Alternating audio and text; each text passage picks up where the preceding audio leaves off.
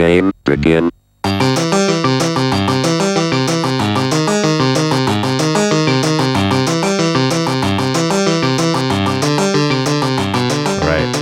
Here with Magic the Gathering Online Arena Gamer. What's your rank? Arena? Yeah. Oh. I don't play a lot of bronze ladder. I think I'm gold, maybe platinum. Gold 1 gamer, Michael J. Flores. A regular co-host, Lanny Huang. What is up? How was your stasising this week?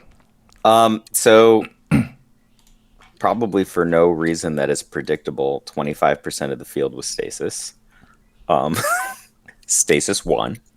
It was not me. SWB played elves. He did not play against only one of the stasis players. That stasis player was Rich Busey. Rich won the event. Right. So if it had been a different toss of the dice and he played against Rich in the last round instead of me, I would have won league, I think. So I think it was actually a pretty simple math problem. Lots of stasis this week. It was SWB was just the smart bar. So what did you do? You played the DeRoy list that we checked out towards the end of last week's episode, and you couldn't find a Wellspring. So despite the fact that we were in love with Wellspring, I was not in love with Wellspring. Whatever, it's kind of cute. Who cares? Like, the deck has so many ways to pay for stasis and escape routes. It even has Claws of Gix. Claws of Gix is just not a good card. Wellspring is not a good card. These are cards that pretty much only have any text if you have. I think I'm going to cut Claws of Gix. These are just cards that are good if you have stasis in play. And the reality is, you don't even need to have stasis in play in a lot of matchups. Interesting. Interesting how that works. I played against Landy Hoth first round, and I'm I think I just play counter spells. I don't even need a 100% matchup. I have more actual hard counters in my deck than they have ways to conceivably win the game. Not quote unquote ways to win. I mean, I'm lining up. How could they win? Right? Like a Parallax Tide, for example, falls under okay, if they do this badly enough, maybe they can win. I let a full-on 2 Tide combos happen to me. I just chose not to interact with them. It just didn't matter. Well, you can also just thwart the Parallax Tide. Well, no, he bounced my bounce lands so that when the Parallax Tide came back, they'd just bounce my lands. Oh, that is an interesting caveat because you're playing 5 bounce lands instead of 5 islands. I mean, it was not. He played correctly. I'm just saying that it just didn't matter. All right, so hear me out.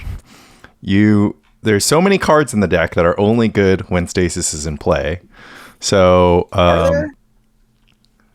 yeah, like Black Vice, Forsaken City, Claws of Gix, as you mentioned, Arcane Denial, which needs both. I didn't play Arcane Denial. I know you didn't play Arcane Denial, but you might recall that you were pretty confident that Arcane Denial was stock, which I guess it is. Well, I didn't say it was good. I think people play it. We were very confused to find. I mean, you weren't, I guess, but I was very confused to find that there was no stock stasis list because I was like, how hard is it to build a deck that only has blue cards and they're all basically the same as one another?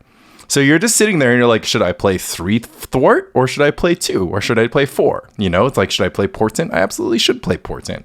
It costs 1 mana. It looks at 3 cards. Alas, I guess the deck may or may not be more difficult to build. What about Propaganda? Propaganda was good. You liked it? Yeah, I sided more. I mean, so I'll just run through my matches pretty quick. First round I played against Landy Hoth. That was a 2-0. I don't know if it's actually 100% matchup.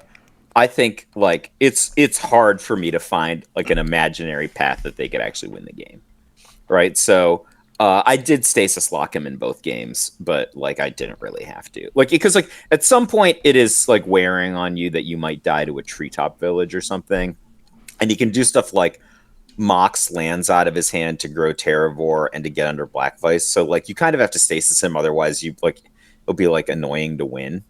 You know what I mean? Right, but you're not in a hurry Yeah, to like like have a bunch of copies. He can't really win. Like his like only real conceivable path to winning is like hitting you with Treetop Village 7 times, and like you could literally just put a propaganda down, and then that's like a 5+ mana Seal. proposition. You didn't every find turn. that seal cleansing made it more difficult to execute the lock? No, I sealed his seal, annulled his seal, and sealed a carpet of flowers. Like we're like from that perspective, we're playing the mirror match, but I have Gush and Gaia's Blessing, and he just draws 1 card a turn. Like the closest thing he has to card advantage are Mulch and Attunement, and like Mulch just I'm the Mulch stan, right? Like, I'm the one Eminem wrote the song about, but like him drawing 3 cards, keeping 3 cards, and discarding a Replenish is kind of a disaster, right? Like in this matchup, it just puts him in device position, and he has a finite number of cards that are relevant, and putting any of them into the graveyard just allows me to play sort of a Morze's Gear 2 game. Like that's the problem. Like you count the ways he can win, and I've got like 3 counterspell, 3 thwart, 2 foil, right? 3 Gaia's Blessing, Flash of Insight. Like it's real hard for him to actually string together enough attacks with a like I could even just Chain of Vapor his Terravore. Like how's he gonna kill me? He doesn't have any counter spells, right? So like if he doesn't lock me with Parallax Tide, like I could just do whatever I want, right? Like that's the problem. And like I said, I let him Parallax Tide combo me. I just had so many lands, it didn't matter. Plus, you can cast like a fair amount of your deck for free. Yeah. Also, I have just random stuff. Like I just have 1+1 Sabo's Web. I just play Sabo's Web. Like now his seals are like he has to fight Sabo's Web, or he kind of can't win, right? Like his actual effective ways to win are the cards Opalescence, 2 copies. By extension Replenish, 4 copies, 2 copies, Terravore, and 3 copies of Treetop Village. Like, yeah. If I have like just Sabo's Web and Gaia, like literally like Sabo's Web and Gaia's Blessing, like he just can't really win. Right? That's you know what I'm saying? Like it's just, how long it takes me to win is kind of the limiting factor. So that was an easy matchup. I played against Burn. I did 2-0. I'm revising my position. I used to think that Stasis was a super easy matchup for Burn as a Burn player. But I think that if you're Stasis with 4 chill in the sideboard, which is what I played, the matchup's got to favor Stasis. I have like 4 chill and an Enlightened Tutor, and so like he can kind of get stuff in. But after sideboarding, like my game state in game 2, where like conceivably he can still win the game. Like my board position was like 2 chill Propaganda Black Vice. Like the amount of mana he has to tap to operate at the most basic level it's like he can't help. Just like a 7 mana ball lightning. Yeah, like it's just not, you're just not going to die that way. Do you mulligan to the chill? No, I just naturally drew 2 chill in like the first 4 turns. So so you kept to 7 without a chill, and then you just like found chill. Yeah. So I mean, my hand was fine. Like I was gonna have action. So I think a lot of the time, like they'll tap out for. I think I just chained like a Sulfuric Vortex or a Ball Lightning on turn 3 and played Stasis, and then just like used it to manage his time. And then he has to play a bunch of untapped lands, and then I just like bounced or Claws against my Stasis, and then like played some chills. Do you think if the Burn player has like 6 blasts, that changes things?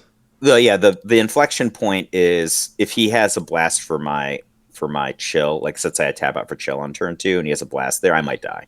Right. Like he might go like, ball fire blast, or just get me low enough that he can get it's this is what we've found about any chill versus Burn matchup, whereas like chill is really good, but also blast is really good against chill, and as many blasts as he's gonna have. Yeah, and you can play up to 8. Yeah.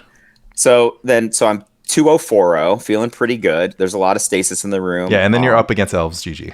Yeah, so and it was weird because like I texted the Discord. I'm like, oh man, SWB just had like the sniper on it, right? And he didn't play like one of his stupid coat of arms elves. He like played like a real deck.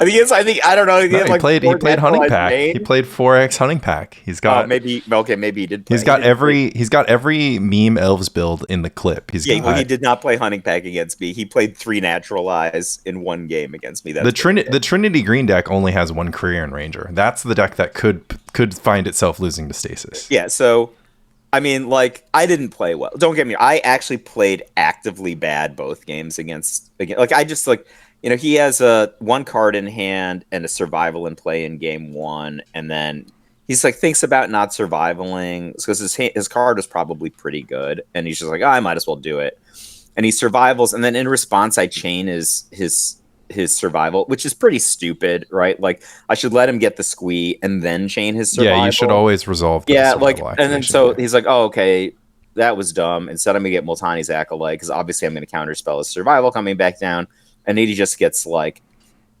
Acolyte Wirewood Symbiote against me, and I can't possibly beat it. He's drawing 3 cards a turn now, and so that was a small mistake, but I don't think it could possibly have mattered. He had both a Kyrian Ranger and a Wirewood Symbiote in game 1, and like, so I literally had just had nothing going on. I had Propaganda, and he was just paying for it, right? Like, yeah, that's what Gaia's Cradle is for. Yeah, no, he just got a priest, right? Like, so even if I had Stasis Propaganda, he just untapped the priest and used the priest to pay for attacks, and then just attacking me for 3 because he's just tapping for 6. So like. And he's gonna untap Forest at the same time. I'm playing 4 Powder Keg in my 75. I think that I mean, you know, not to tip my tech, but I think this is the right way. I already have a Dromar's Cavern. I think I'll add another Dromar's Cavern, shift the mana base a little bit, and then take out the upheaval. Is kind of like, you know, when am I ever really gonna side this up? Yeah, I was actually thinking about it, and I was like, okay, so the plan is you're boarding in upheaval against Enchantress. Although I'm looking at your list right now, and you only have 2 annul, so maybe. No, but I mapped my deck, right? I'm like, okay, I think I'm just gonna have like a great matchup if I map my deck this way. But I mean, I can shift some cards around. Like, I can take the second Sabo's Web and replace the Claws of Gix with the Sabo's Web in game 1. The Claws of Gix sucks, right? It's just like it's a non-card. It's like a Boomerang would probably be better, you know? So I could do that, make some space, I could take out maybe both of the Curse Totems. It's like, you want Curse Totem against Replenish, but then you also want Curse Totem. Do you want Curse Totem against Replenish more than? I think that you auto beat Replenish anyway. Yeah, like so actually, this is why I like Powder Keg, because Powder Keg could conceivably get paid out under a Naturalize, right? Yeah, but Curse Totem just means that the Elves player then has to like get to Naturalize. Pressure on their natural, right? Like, right. So you have this assumption that you have more stuff than they have Naturalizes, but SWVB literally just drew 3 Naturalizes and then had survivaled for the Nantuko. Yeah, and you probably don't even need to draw 3. Like, you maybe can draw 1 or 2, or like it just puts you in a situation where like, okay, you've got like some good stuff going on, and then they finally draw the Naturalize, and the moment that Naturalize comes off, then they all of a sudden have 1 billion mana, and then they just get way too far ahead. The big problem is he was just a conspicuous consumer, you know, like he probably didn't have to do it, but he was just showing how rich he is by like destroying whatever random person. Yeah, sure. Play. He'll just naturalize a vice with 0 cards. Yeah, he's just like, he's clearly so rich that he can do whatever he wants. So this is why you can't do that against a properly played play. Well, this is why I'm advocating for Powder Keg, because I think that Powder Keg can remove a Quirion Ranger from the table, or a Wirewood Symbiote, but not both. Okay, so it also, I mean, not that this matters overly much, but it also removes Black Vice, which could be annoying. But yeah, I mean, I wouldn't like. I would. There are worlds in which your Black Vice is going to be on the table. It's in the range, man. Right? Like, you can't pretend it's not right. But regardless, like, one that's upside that you can plan around, you can just be like, okay, like there's no point in playing a Black Vice against Elves, you know, before you have anything else going on. And the 1 mana is such a low cost that you might as well just get to a point where, you know, like, I mean, again, I haven't tested this, but this was my thinking. So the goal is to counter or destroy copies of Quirion Ranger and Wirewood Symbiote. So that's what you focus on doing. You just focus on countering or destroying copies of Korean Ranger and Wirewood Symbiote. And then at the point, like, because you're not going to Black Vice race them, right? You're not going to be like, oh, thank God I played this Actually, Black Vice by on. definition, you kind of have to Black Vice race them. How else are you going to end the game? Well, I'm saying, like, Black Vice isn't going to be faster than them drawing any of the, like, one, the Black Vice thing is a house of cards that's built around having Stasis, and having Stasis is a house of cards built around your opponent not having untappers. So, ergo, you need to stop the untappers before you start building your house of cards. So what I mean by you can't Black Vice race them is that you can't just like play a the difference between playing a Black Vice on turn 1 and turn 8 is negligible, because Black Vice only starts getting paid once you've got your house of cards built.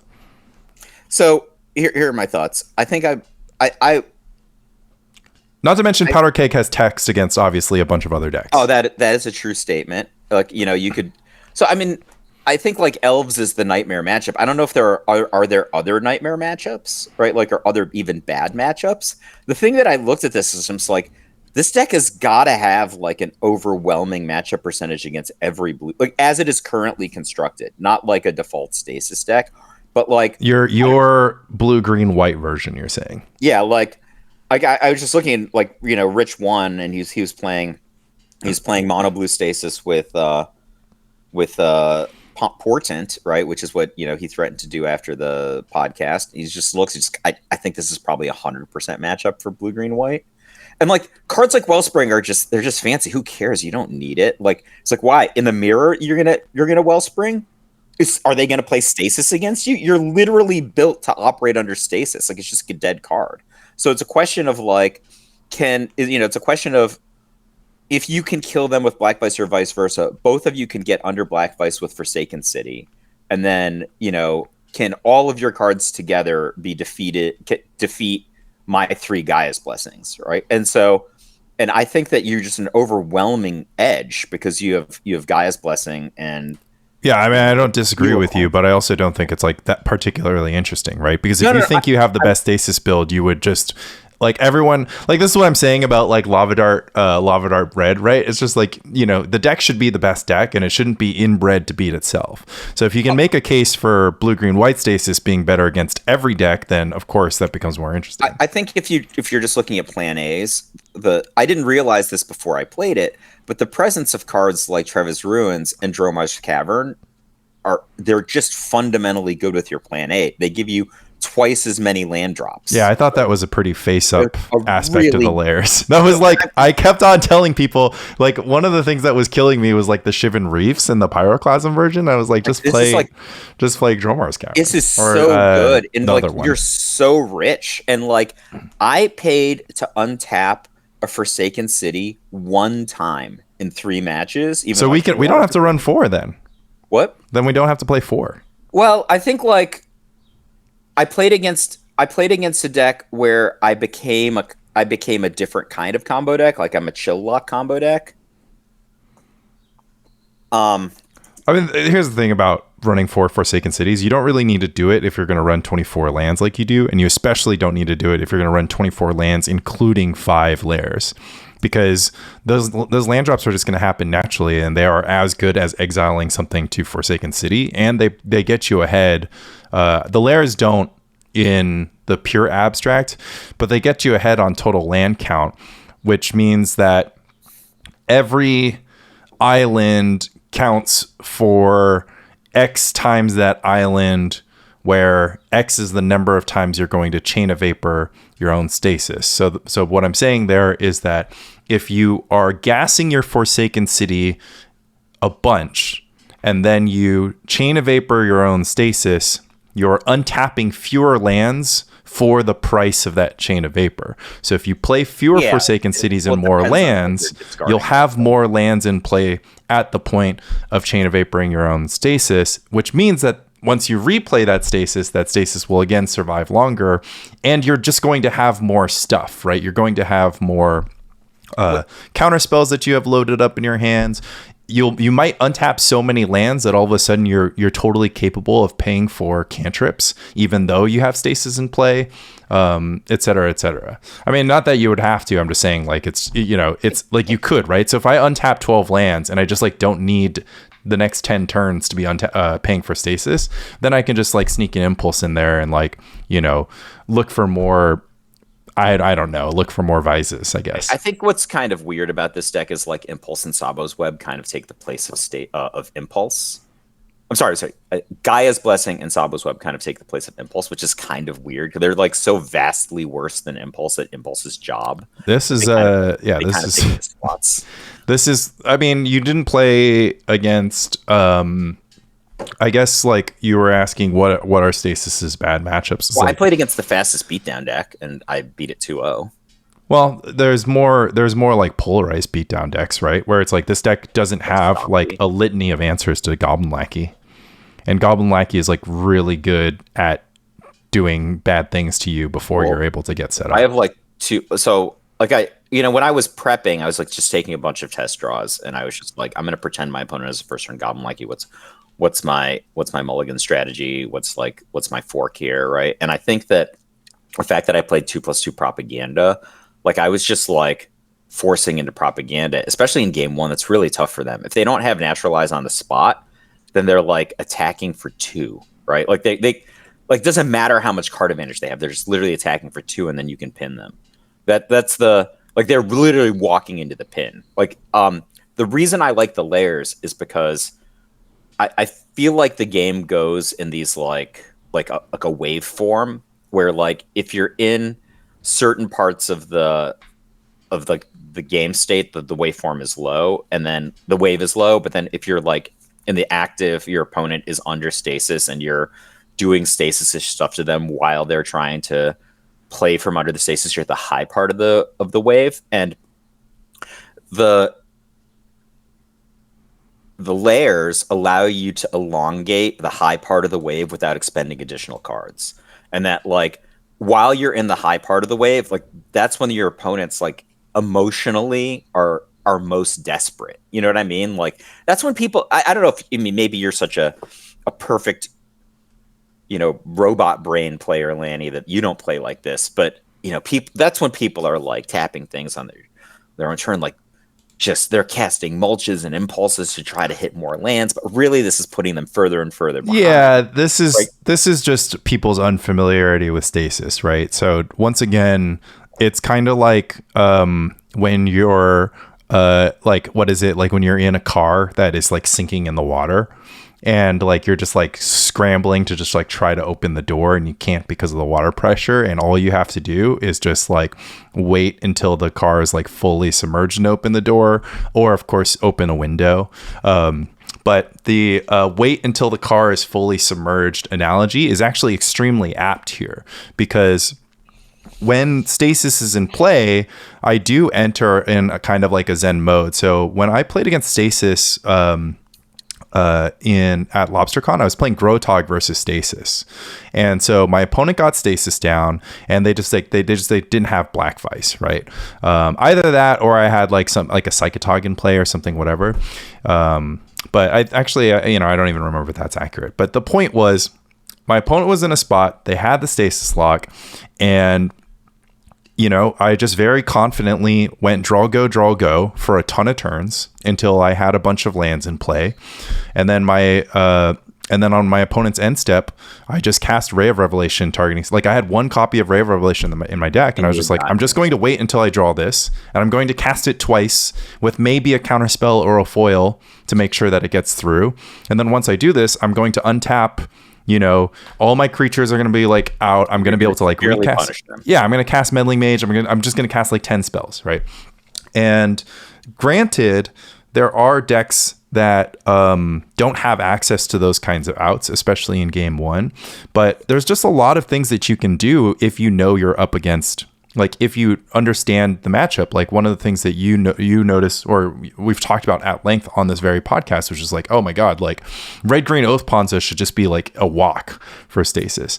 It's so easy. Like I mean, Rich beat it, and I was watching. I'm just like, the only reason his opponent is still alive is because he's sacrificing lands to Zern Orb. Like, this is a matchup where his opponent can just do nothing. It's like, I feel like it's worse than a sideboarded game against Dr. SNS, right? Like, where like, you just morph into this thing which is just basic islands and cantrips and mana control, and they just, I think Selden estimated it was like an 80% matchup. Right. So I think that you like what ended up happening was that we saw that the red green oath Panza would just like win a lot versus Stasis, and you can obviously chalk that up to like either side being less experienced in the matchup, right?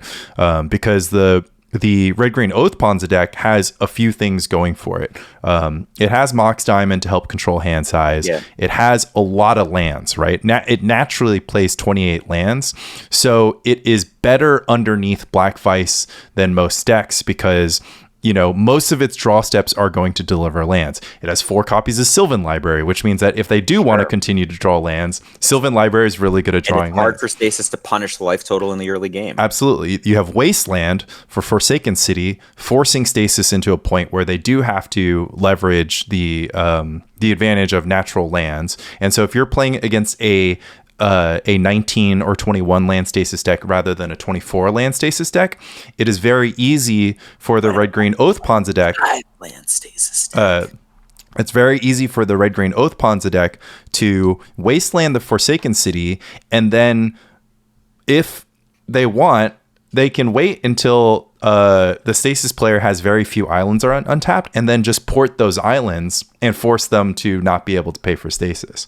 So that, plus the added benefit of having however many Pyroblasts that you want to play later in the game, has the potential to flip the matchup. Now, I generally agree with you that if you look at the rest of the composition of the deck, you have 4 Oath of Druids and you have 8 land destruction spells that all are sorcery speed, cost 3 mana, and they're targeting a deck that typically contains Daze, Gush, and Thwart. Like, that's very bad. Wait, hold on. Can I just ask a super, like... I'm just like not even plan 2. This is like plan 1.5 Stasis. Like, what if I don't do anything and I just play like a propaganda in game 1? Like, what does the Oath Panza deck do? Yeah, I think game 1 is pretty awful due to the number of blanks. I don't even know how they can win. If you're in a situation where you're like either tapping 3 mana on your main phase for a 0/0 Terravore, right? Because that's what your initial prospect is. Or you're tapping 5 mana to get in for 3, you are literally cakewalking into their game plan. And like, propaganda is probably like the second worst spell you could draw in game 1, right? And like, I just think you just play it and they're just boned. Yeah, I think that's also a card that was less popular in Stasis in the list that I saw. Like, I think that none of the 2023 era Will Hurst's lists really had propaganda. Danny and those guys are playing Pendril Mists, right? Yeah, I mean, he plays the one of Pendril Mists. Right? Yeah, but I'm telling you, the 2 of propaganda, I felt like it is so deceptively good against decks that should have text against you. Because look, if you think about like what's an extreme example of a deck that can theoretically interact with Stasis, like Tide Control, right? It's also a mono blue deck. They also have Chain of Vapor. They've also, this is like a deck that can. Yes, propaganda is very good against Mishra's Factory. Yeah, it's really good against Fairy Conclave, Yeah. So like, you just look at this and you're just like, oh, that's a creature control card. I'm like, yeah, like your mono blue deck is literally gonna have to tap pretty low to get any damage in, and I have Gaia's Blessing, and we can fight over the Gaia's Blessing on like turn 30 if you want, So overall, it's out. We should put a pin in this before we hit the 30-minute mark. So overall, you're very bullish on Stasis. You think asterisk. You think that the best version is a version that splashes for Gaia's Blessing. So here's my hot takes. We had hot takes last week. Here are my hot takes. If I'm Sacred Torch tomorrow, I'm either on 3-color Stasis, or I have 3 things to say. I'm either on 3-color Stasis or Elves. I told you before this, Elves was like my number 1 choice, and I've just been brainstorming on how to get exploit Deranged Hermit and Gaia's Cradle in different decks, right? So I'm either on Elves or on 3-color Stasis. B, I'm actually kind of tickled. This deck isn't that far off of the blue-green Stasis deck that I played in PSS. Obviously, it doesn't have stupid flying glaciers, which makes no sense in a Stasis deck. But I'm like, oh wow, I was kind of there with like the Gaia's Blessing idea. But my other super blazing hot take is Stasis is obviously one of the best decks in the format. Like none of us like even realize this. It's like actually one of the best decks. If you look at it like its matchup spread across the board, I'm like it. I don't know. Like how could you lose to Replenish or Terrageddon? That's like my first question. Like these are high population decks, right? Like. If you build it the way I built it with 4 chills, I think you're ahead against red. Okay, like it's at least a toss up against Dreadnought, and I give the edge to Stasis if it has a Seal of Cleansing and Gaia's Blessing, right? Like that's a lot of the top end of the metagame, right? So if you've got Propaganda and Chill, I think you've got a puncher's chance at least against Goblins. The caveat is 0% chance against Elves. Like literally we sat down, SWB laughed at me, said I could go first, mulligan to 5, and then kicked me down the stairs. He's just like, here's all the things I'm going to do. Mike, you can just go first. Unless you want to roll. And I'm like, no, I'll take you up on this. He's like, tell you what, I'm also going to mulligan to 5. Right? And it's just like, this is acceptable. Right? Like, it is so bad against Elves at a default level. And I don't think you can fix that by like, Shivan Reefing and some Pyroclasms.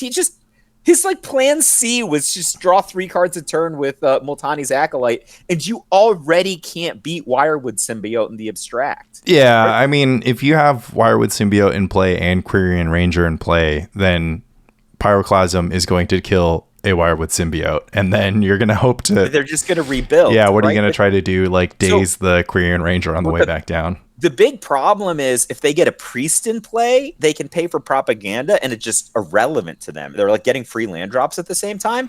And most Stasis decks don't even have propaganda. Like I actually thought of the permanents that I could deploy. Propaganda was the most efficacious one against Elves. And that's the one that SWU was concentrating all of his firepower on. Like, what does he care about Stasis? He literally has 8 cards that say untap. Yeah, he's got you just like let that be in play, and you can enjoy tapping your lands every turn. Tapping an island every turn, right? Like it's so bad. Like he can manage under Blackvice. I played Claws of Gix against him, and he's just like, why bother? Like, what are you gonna do with that? So he did care about propaganda because it was kind of annoying, you know, like once he got priest, it didn't matter anymore, right? So he just got like Deranged Hermit priest, and he had multiple Gaia's Cradles in game 1. So I mean, I was just never gonna win. But like that's the downfall of Stasis. I think if you, I don't know, I don't know if this is solvable. If you can figure out the Elves matchup, then I think Stasis is probably just the best deck. But the hole in it is so enormous, this is a true 0% matchup, and there are probably ancillary decks that function a similar way. So, for example, you know, Cam asked me, is like, well, what about people who play Carpet of Flowers, right? So the Landy Hoth player who I played against had Carpet of Flowers. I mean, I just, you know, I sealed it. You know, I have Enlightened Tutor and Seal in my deck. But, you know, any deck that can side in Carpet of Flowers, Enchantress, for example, can side in Carpet of Flowers, they've got text against you. Like that's annoying. You have to at least annul or seal it, or they're going to be able to operate. But the blazing hot take is I think you got to go this direction. And the reason is if you're just straight up mono blue Stasis as it is generally conceived versus like Gaia's Blessing Stasis, I don't know if that's 100% matchup, but the guy who won the league with the mono blue Stasis said he thought it was 100% matchup. Right, but that's not interesting if mono blue Stasis is never going to meet Bant Stasis, right? So no, I just think like maybe mono blue Stasis is extincted. That's actually where right, but that's like if and only. So I have a few pitches for that. One, you don't have to play Gaia's Blessing in your deck. You can play one Felden's Cane and get like. You can get like 70% of your Gaia's Blessing with a cane, so and you don't have to play 3. You don't have to splash green. And Felden's Cane is a weird offense, right? Especially if you're like in a universe with with brain freezes, whereas Gaia's Blessing is oddly but immortality and offense. I'll get into that too. So the other thing is that I think brain freeze is like some of the most inbred technology in blue decks that can possibly exist. But it's widely played in a variety of decks, even if it's widely played is a little bit debatable, right? So the places where we will see brain freeze is in the sideboard of Dreadnought and the sideboard of Stasis. And it's about Frantic Storm and Iggy Pop main deck. Well, obviously, Frantic Storm is going to play it. So Frantic Storm and unless you're SWB and you play Hunting Pack. Frantic Storm and Iggy Pop, and then obviously there is the threat of Alternative Dimension in the format. So all of these things together comprise basically just like super dumb stuff, because the brain freeze in the sideboard of Dreadnought is the same thing as the lava darts in the sideboard of Burn. Like, you are bringing that to try to one up in the mirror, except for like you're actually just taking away your overall equity, because sure, you're going to win like a bunch more Dreadnought mirrors, and then you're going to be out 1 to 3 sideboard slots against every single non-blue deck. Like, people aren't really playing decks that get super pantsed by brain freeze anymore.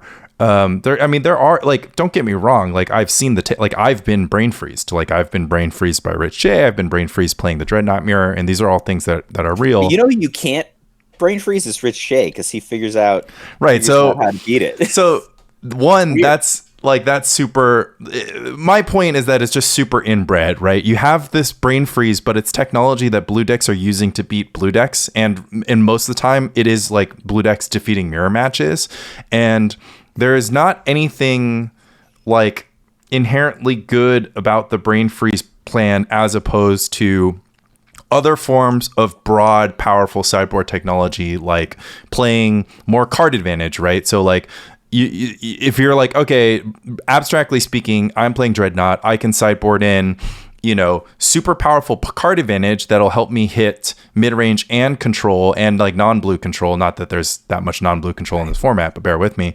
Or I can play brain freeze and just put all my points in the mirror bucket plus the like Stasis bucket and like the Landstill bucket. Well, also it just doesn't work in some cases, which is actually the bigger problem. Like, Lava Dart is always going to be great in the mirror match, but like brain freeze just doesn't work if your opponent has one Gaia's Blessing in their sideboard, which even a lot of the mono blue guys have. Right? Well, the closing the loop on the circle for that is just that I think that Gaia's Blessing is like inbred technology in order to defeat inbred technology. So if I'm assigning Gaia's Blessing some points, like I'm saying, like the majority of its points should come from effectively getting the same effect as Feldon's Cane, which is very important on the Feldon's Cane side because being 1 mana instead of 2 is pretty good. Now, granted, you run multiple copies of Gaia's Blessing, and Feldon's Cane gets pretty bad. You're talking about 1 Gaia's Blessing versus a no. I'm talking about 3 Gaia's Blessing versus 1 Feldon Cane and 2 Portent, right? Let me just quickly address this. I sided 1 or more Gaia's Blessings out a lot, and it's in my mapping when I made my sideboard to do that. That's how I got to the numbers that I got to. I consider Gaia's Blessing an offensive card in some matchups. So like against Landy Ho, that's an offensive card. It's not just a dirtily card. And I think that you get 2 things that are valuable and are like kind of the secrets of good brewing, right? If you think about like, where does good brewing come from? Where does the deck equity of a new deck idea come from? One of them is Gaia's Blessing is a card that has text in some cases, but you make a good case that it's only like 0.75 this and 0.25 this and 0.3. It's not really like a 5-star thing, right? But like you have to add up like all this, but like, okay, put that aside. It's only 0.75 this, and this. It's not like 3 points or 5 points or anything. But when you add together the fact that you might just want to play Treva's Ruins, all of a sudden you have this thing. You're just like, okay. Yeah, you're eliminating the downside associated with playing Gaia's Blessing. This is a lot better than it was a second ago. And then you're like, okay, this also it does the work of and I get it. It is bad impulse. Oh yeah. Right? So but it does the work of impulse. Let me stop you there. So, but it begs the question: if you're like, well, I really want to play Trevor's Ruins in my deck, and this is kind of free, then you can just like play Swords to Plowshares instead of Gaia's Blessing. Like you can play more Enlightened Tutor, right? Well, I was thinking about more seals, more enlightened. So enlightened tutor into stasis is pretty good, but from a sequential standpoint, it's hard to play the enlightened tutor before a stasis or a chill without sacrificing 2 cards because like you're because that's the text of Enlightened Tutor. Well, no, 2 cards, not even 1, because your path is probably coming from Forsaken City if that's the case. Right. So like that's one thing, and then I was just like, but you can Gaia's Blessing at any point. All right. That's right, because you can wait until later in the game. Yeah, so I'm with you on there. So then my pitch is quite simple. You already acknowledged that Forsaken City is not fully necessary, not fully powerful in this deck. Because you are saying it's because of the layers, but maybe there's a world where you pull back on the splashes and you have more late game oriented stuff in your splash category rather than early game oriented, which right now the deck is kind of built sort of in that way. The only early game splash that you're really using in this deck is 1 copy of Enlightened Tutor and then debatably 1 copy of Seal of Cleansing. So at that point, I actually think that 7 or 9 sources of white and 8 sources of green is actually too much, right? Because you can play 2 Gaia's Blessing main. I hear you. Because I'm kind of mad that like the 3rd Gaia's Blessing I sided out a lot, right? Not in the blue matchups, but I sided it out a lot. But I need to lean into the splashes more because I'm going to test Engineered Plague. And like Forsaken City is kind of the best multi-land then because I don't need to pick which layer I draw and I can get it on time. And like that's like I'm like I don't get me wrong. I know this isn't. I'm putting this in air quotes. I know this isn't good, but it might be right. Well, yeah. If you could conceivably take 35 to 40% equity back in the Elves matchup just by having Engineered Plague, and which even then is debatable because Elves is no stranger to Engineered Plague. But here's the thing. I agree with you, but look at when we watch matches on camera, we've done this together, right? Like people just play their Engineered Plagues bad. I don't play my Engineered Plagues bad. And the other thing is I can get sideboard slots back because the matchups where I don't side propaganda I leave the propagandas that I have in, but I don't side additional propagandas in against red. Right. So you would just have 2 propaganda and then Engineered Plague. Yeah. Like at the 3 slot, like I did side propaganda in against SWB. And I don't know which propaganda I drew was whether it was main deck or sideboard propaganda.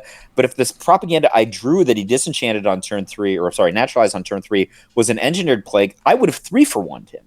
You see what I'm saying? Like the game would have been completely different. I probably would have still lost, right? But the game would have been different. I mean, I think at that point, then you only play Dromar's Cavern, and you have your Engineered Plagues in the sideboard. You can even have a Polluted Delta and a Swamp if you want. And you forget about the Gaia's Blessing idea that you ever had in the first place, and just put Psychotogs in your sideboard. And then you have Psychotog. So here's the thing. I think that Gaia's Blessing gives you... obviously, you get a powerful safety blanket against decks like Devourer, which I thought were going to be more popular because right after LobsterCon, people were playing it at League, and no one's played it at League since the... Yeah, because they figured out that the deck's not that good. They're like, wait a second, I never draw the nuts with this deck. This is ridiculous. I literally just Pyroblasted a Tinker, and then it... Yeah, it's over. Like, dead. It's so... Have you ever Meddling Maged a Tinker? That's like, you should just like watch the life drain from their eyes. I thought that was going to be more popular, but it is a safety blanket in that matchup. But it is a profound safety blanket in basically the mid-range matchups like Landy Hoth, and also it's great against other blue decks. It gives you true inevitability in these matchups, because the weird thing about it is, you joked about this. You're just like, oh, do you even leave Stasis in? Rich offline told us, maybe leave 1 Stasis in, keep them honest, but it's not central to your plan. The thing is, but it is part of your overall 75 plan, and if they don't respect it at all, they're going to lose to it if you can play it opportunistically. I think 1 is really good, right? The best thing about 1 is that you only need 1 because the Chain of Vapors turn into copies and it's 2 also through 7. Right. One is like, you know how I always joke like one is a miracle? Yeah, you know, like, one is truly a miracle if you're playing the Gaia's Blessing version, right? Like, but if you're just playing a mono blue version or a blue black version, one is like, okay, I have to be hyper opportunistic, but then this ends being a plan at some point. But like, if you're 1 plus Gaia's Blessing, your opponent's problems are pretty big relative to 1 and not Gaia's Blessing. Yeah. So the thing that you haven't mentioned, which I think needs to be mentioned here, is something that Sam Black said about Gaia's Blessing style cards in Limited that had specifically low win rates on 17 lands. And what he said was he puts these Junk Troller Gaia's Blessing style cards in his deck just so that he can play knowing that they're located in his deck. So he's basically like, I'm going to win a bunch of games. In fact, the majority of my games I'm going to win before I even cast or see or experience the Gaia's Blessing. But I'm going to win those games because I know that I don't have to hold back my removal spells because I only have 1 left in the deck, right? So if your opponent is beating you down with a 3/3 in Limited, but you know there's a 5/5 in their deck, and maybe you're like, okay, I should use my removal on this 3/3 for tempo, but you know, this is my last removal spell. If I use it on the 3/3, I'm not going to have it for the 5/5 flyer, and I'd rather take 12 damage and try to find my own 3/3 to throw in front of the block. So if you have cards like Gaia's Blessing or whatever the blue one was in Ravnica Allegiance that made Sam Black's limited genius extremely evident, if it wasn't already, or Junk Troller, you're just like, whatever. I'm just gonna Doomblade the 3/3, and then eventually I'm gonna bless that Doomblade back, and then I'll Doomblade the 5/5, and what that creates is actually just a bunch of game states where you're just like, you won because you Doombladed the 3/3. Your opponent's 5/5 flyer, monster never showed up. So who cares if you only had 1 Doomblade left in your deck?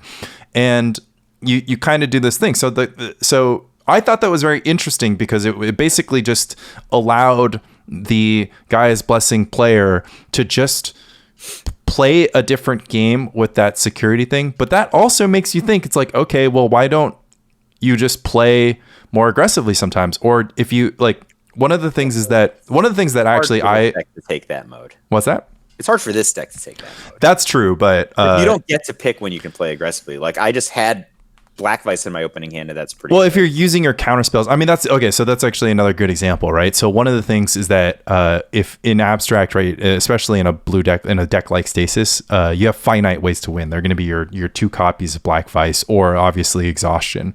But one of the things that my Stasis deck cannot do is have the Black Vice be removed ever. So instead of playing Black Vice and just letting my opponent disenchant it, you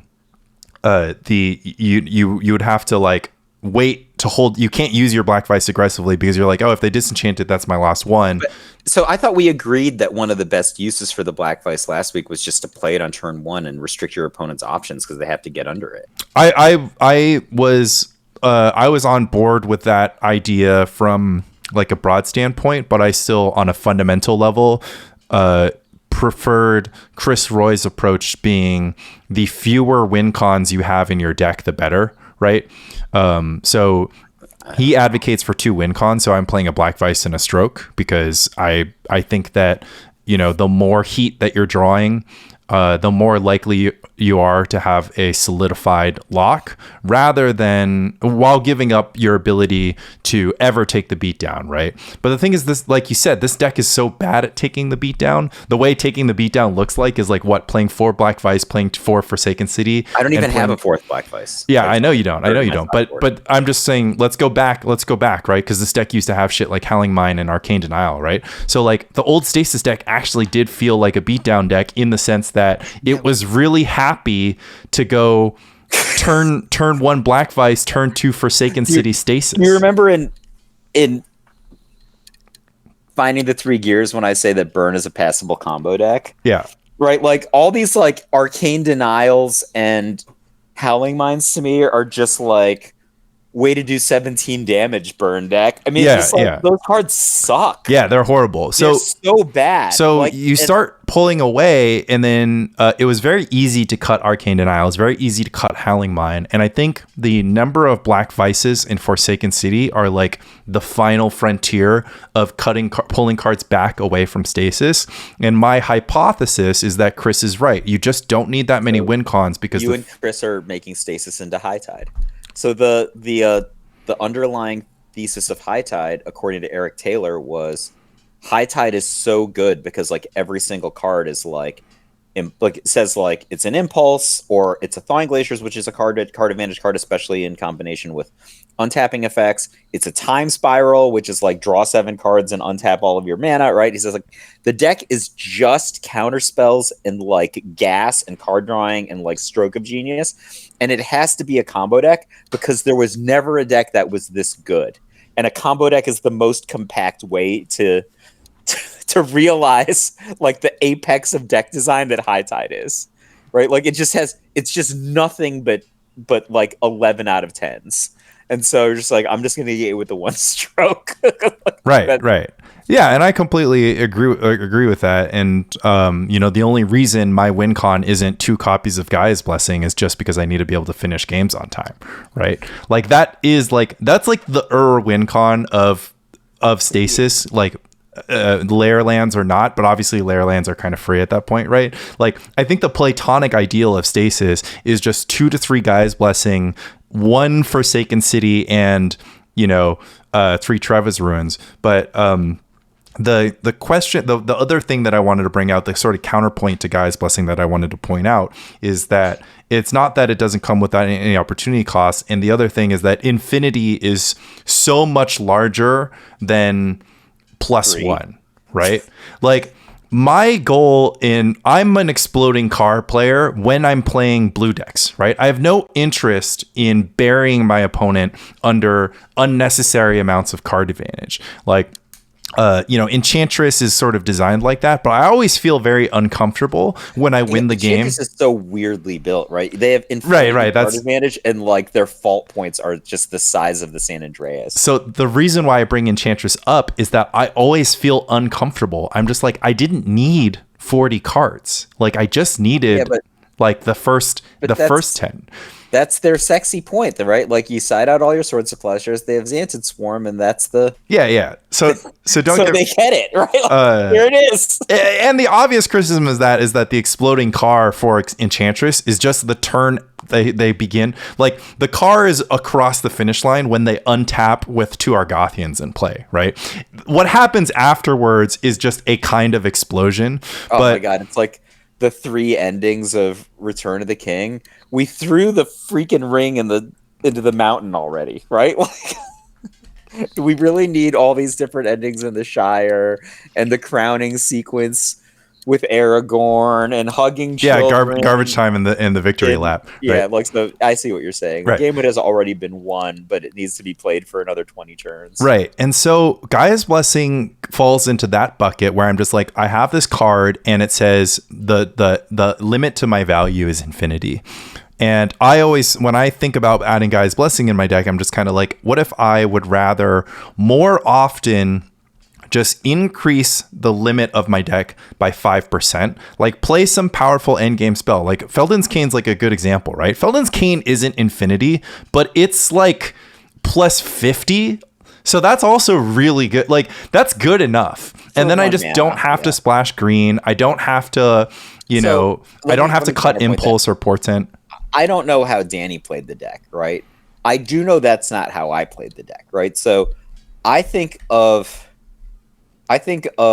the Stasis deck in a very different way. I feel like it's this race car. Maybe it's just like an exploding car sort of thing where it's like it's this race car, but it is in danger of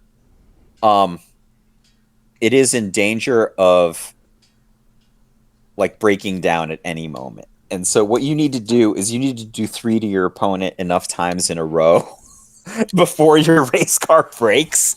And like I was like watching like Rich play, and he's just like got one thwart in his hand, Yeah.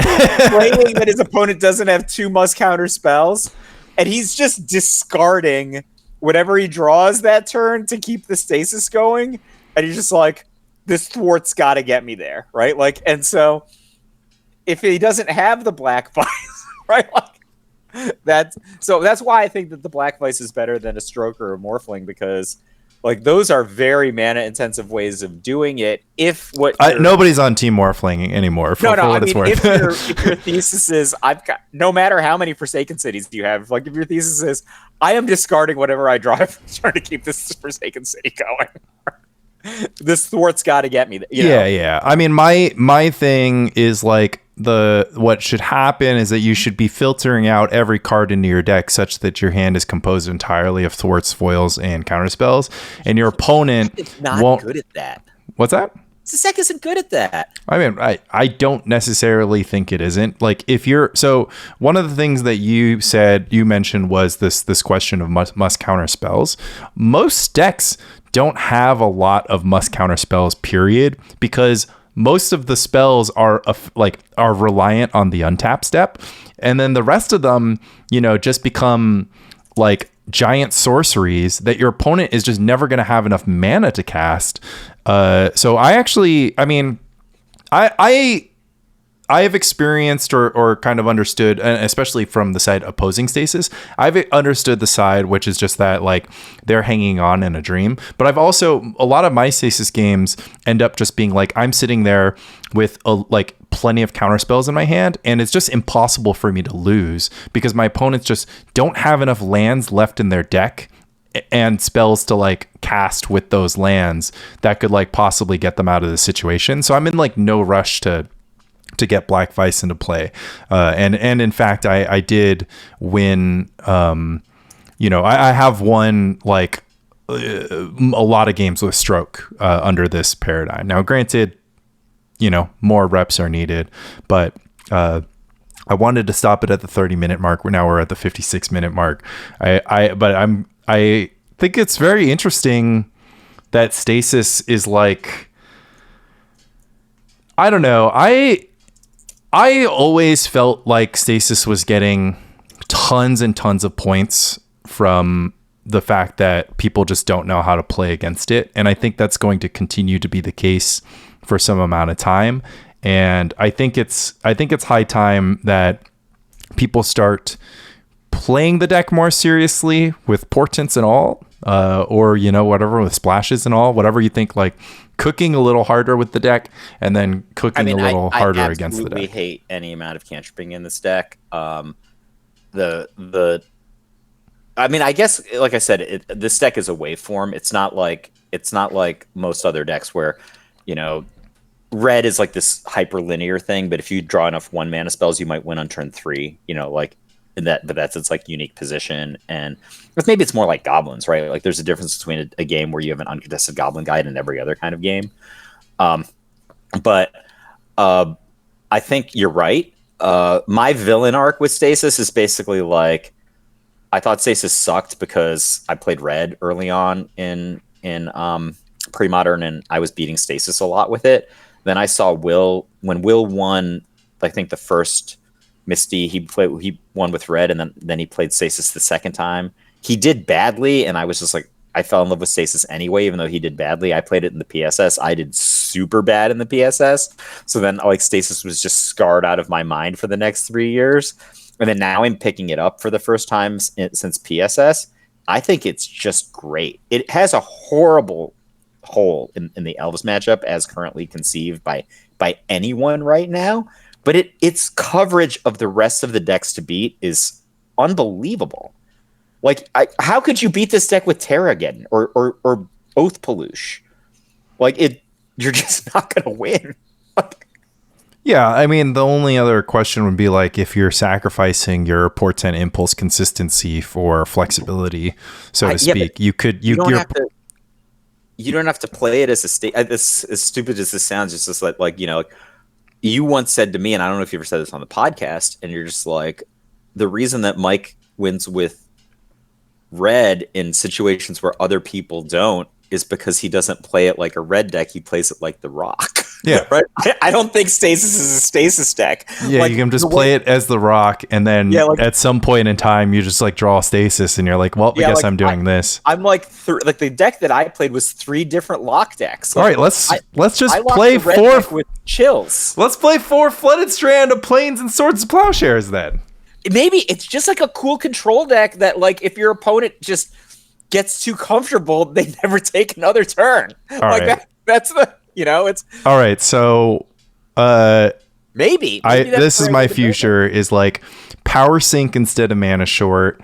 No Claws of Gix is fine. Mana short is too good. You can initiate a fight on your opponent's turn that it doesn't matter if they win or not. That's why mana short is so good. Also, I think I'll figure out a way to do that, but also with power sync. Turnabout is the other option. I like Turnabout because you can Turnabout in response to your opponent's mana short type effect. I guess you can't, right? Yeah, maybe it's just worse. Yeah, because it empties your mana pool, right? Yeah, so we don't need the Gix. We can move the third Gaia's Blessing out, period. Like, I think that if you're like, if you need to resolve a Gaia's Blessing, you'll just put yourself in a position where you can, because you have enough stuff. You went black. I'm gonna keep talking, possibly to Lanny. myself. Yeah, I hear you. You're back now. Yeah, you just entered the. I'm back now, right? You blipped. Yeah, you're back. Play random white control cards. How is the Parallax Tide? I don't want to get too far into it, but it seems like it just. I don't know. I think that it's good because it would be theoretically it would be great in the mirror. It gives you an option. I had it multiple times, and I just chose not to do. I mean, I'm like, I can already Stasis like you if I feel like it. Right, exactly. Like, who cares? I mean, it's kind of nice because sometimes your opponent gets it into their head that they should do nothing and then start playing a bunch of lands out, and then obviously it punishes them. It does them. give you a completely different option, especially if you can, set your opponent up in a certain way. Like, the thing that I liked ultimately about Stasis, playing it this way with Sabo's Webs and a couple of Impulses and Gaia's Blessing is and picking up my lands actually is part of this, right? As a process, like I'm moving things from zone to zone. It is actually kind of a 23andMe deck, right? Where like I'm just touching my stuff a lot, but it's way more proactive. And so I got a very 23andMe feeling out of playing it, and I found that to be very satisfying. But instead of like a Chroma's Vengeance or whatever, I was making my opponent's life miserable. I wonder if you could play Stasis in no deck touching. There's no deck touching. No deck touching is necessarily mandatory to maintain the Stasis lock. This is like Stasis, like you're touching your mana every turn. You have to, but you don't have to touch your deck. Okay, that's for November. Our Discord wanted us to have a judgment-free brewing zone, which I thought was impossible because I am my own harshest critic, and I cannot possibly say anything without judging myself. But are you talking about making Premodern for idiots? No, I'm talking about. Okay, so shout out to ko-fi.com/spikecolony, where you can subscribe to this podcast with your dollars, get access to the follower Discord, where the sort of idea of Spike Colony was we needed to create spaces to have productive conversations around Premodern. So a big portion of that was like a lot of the discourse around Premodern was like, one, stuff that was, I don't know, involved maybe a little too much pride, not saying I have too much pride, maybe a little too much of saying that this basic land art was better than this, or this retro frame art was better than this new frame art, or these foils were better than the other, and less about the content of the decks. So we created this oasis of critical thought and productive conversations. And then we realized that within that oasis, we needed to then create a sub oasis where we could go back to having unproductive conversations and unproductive debates. And so in our Discord, we created a channel specifically for people to be as unproductive as they want. Are you talking about the Void? Yeah, I'm talking about the Void. I thought the Void was the best channel. Well, ironically, the best way to then veer the car back onto the streets of productive conversation is to start by giving people a safe space to scream into and say they're completely, like, to say something that they think is completely crazy without fear of judgment. And then as a result, we like got a bunch of interesting conversation out of. So one of those things was like, well, why don't we just do this on the podcast? Why don't we just let Mike and Lanny talk about the cards or the decks or the things that they want to brew, the ideas they want to execute, and just have a zone where neither of us are allowed to shoot each other down. And in fact, we are only allowed to support the idea in whatever way that we can. All right, so I made a deck once and I'm like, oh, this deck seems pretty good. And F-, just kidding. There's no reason for the deck to exist so long as Survival for Anger exists. And it was Fires of Yavimaya? Yeah, and I was just like, I was like, I think that's too harsh.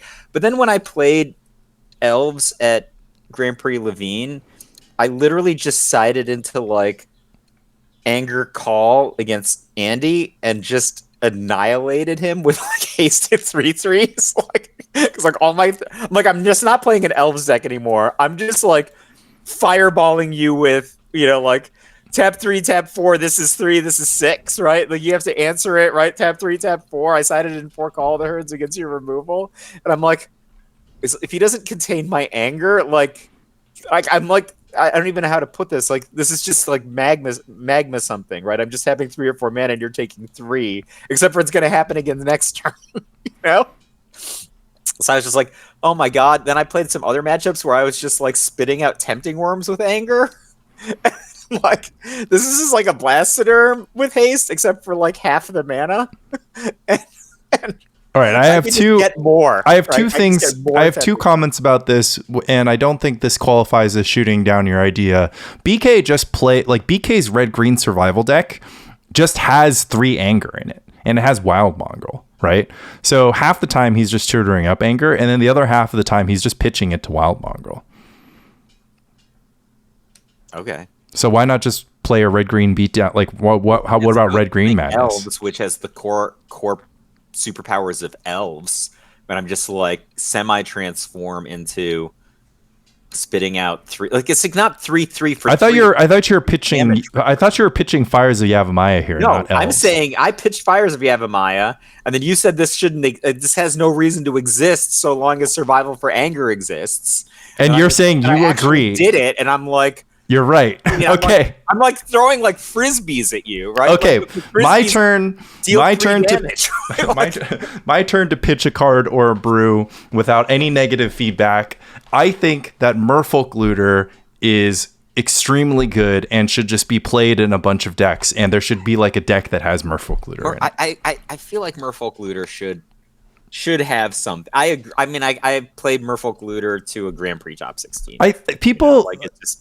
I've every single survivalist madness list should start with 4 Merfolk Looter. Like, that's the one big thing. Blazing hot take. But it's if you're not going to have survival. Well, no, like Aquamoeba is more efficient than Merfolk Looter, and it's contextually better a lot of the time. It is slightly better. It is slightly better than Merfolk Looter, and Merfolk Looter is better on power level. So I'm going to go through my thought tree here. Just from a historical standpoint, because we all started with Merfolk Looter back in the day and ended up at Aquamoeba. Just so you know. Okay, this sounds like negative feedback, right? No, Mike? It's not. Okay, I'm just saying Aquamoeba is contextually very good. Point taken, and I think that this this comes down to a few things. One is, of course, the ability to use it the turn it comes into play, the ability to use it multiple times per turn, and the likelihood that Merfolk Looter is going to die to a kind of removal spell that Aquamoeba does not. So the first two you got me. Obviously, Aquamoeba can be used the turn it comes into play and can be used multiple times a turn. But on the third point, they both die to basically the same kinds of removal. Yeah, I agree. And then kills an Aquamoeba 100% of the time. Right. So then let's go on to the next thing, which is just like, okay, well, how good is drawing a card next turn versus being able to use it this turn? And I think that's the beauty of Merfolk Looter. Like, if you have Merfolk Looter, like you are doing something that helps both of your objectives in the Madness deck, which is you are getting cards at the same time of spending cards efficiently. So when we're talking about, like, if you're in the stage of the game where you have the mana to cast all your spells, there becomes a point where you need to have spells to cast, and Aquamoeba obviously doesn't help you in that department, whereas Merfolk Looter just keeps you completely gassed.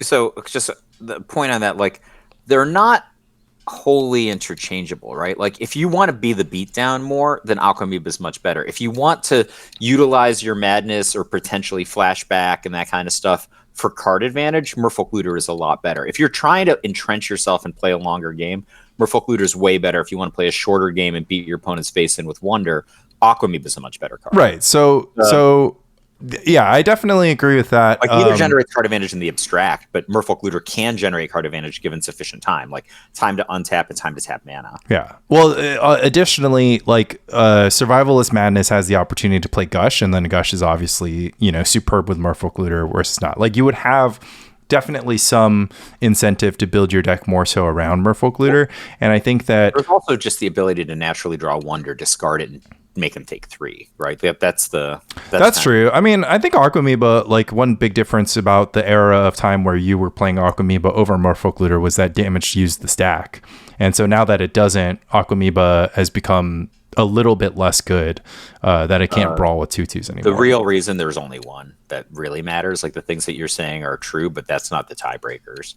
The real reason is that Aquamoeba is outstanding against Jackalpup and Merfolk Looter is terrible against Mog Fanatic.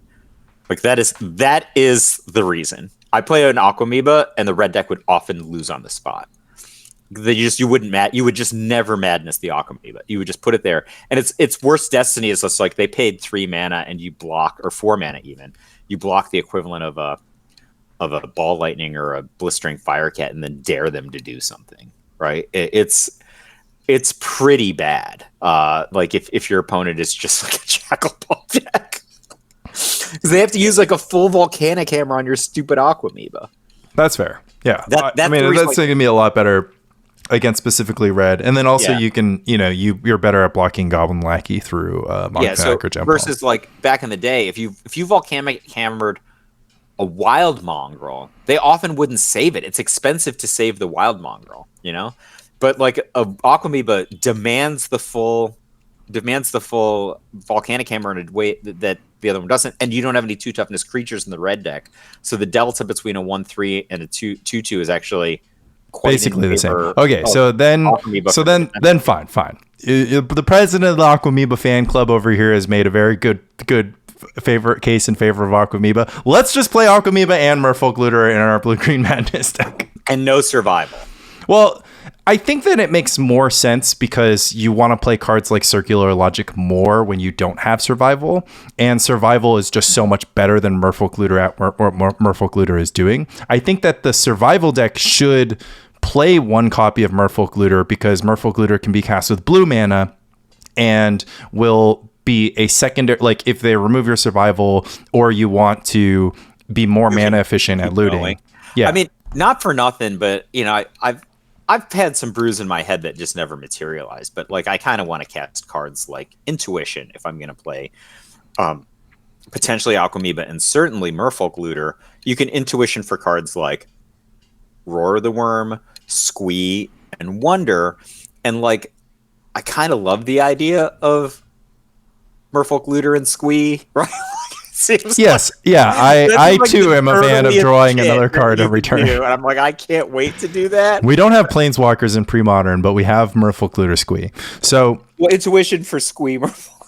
So, So that is the second question, which is, let's just play Merfolk Looter in the sideboard, or heck, even the main deck of Replenish.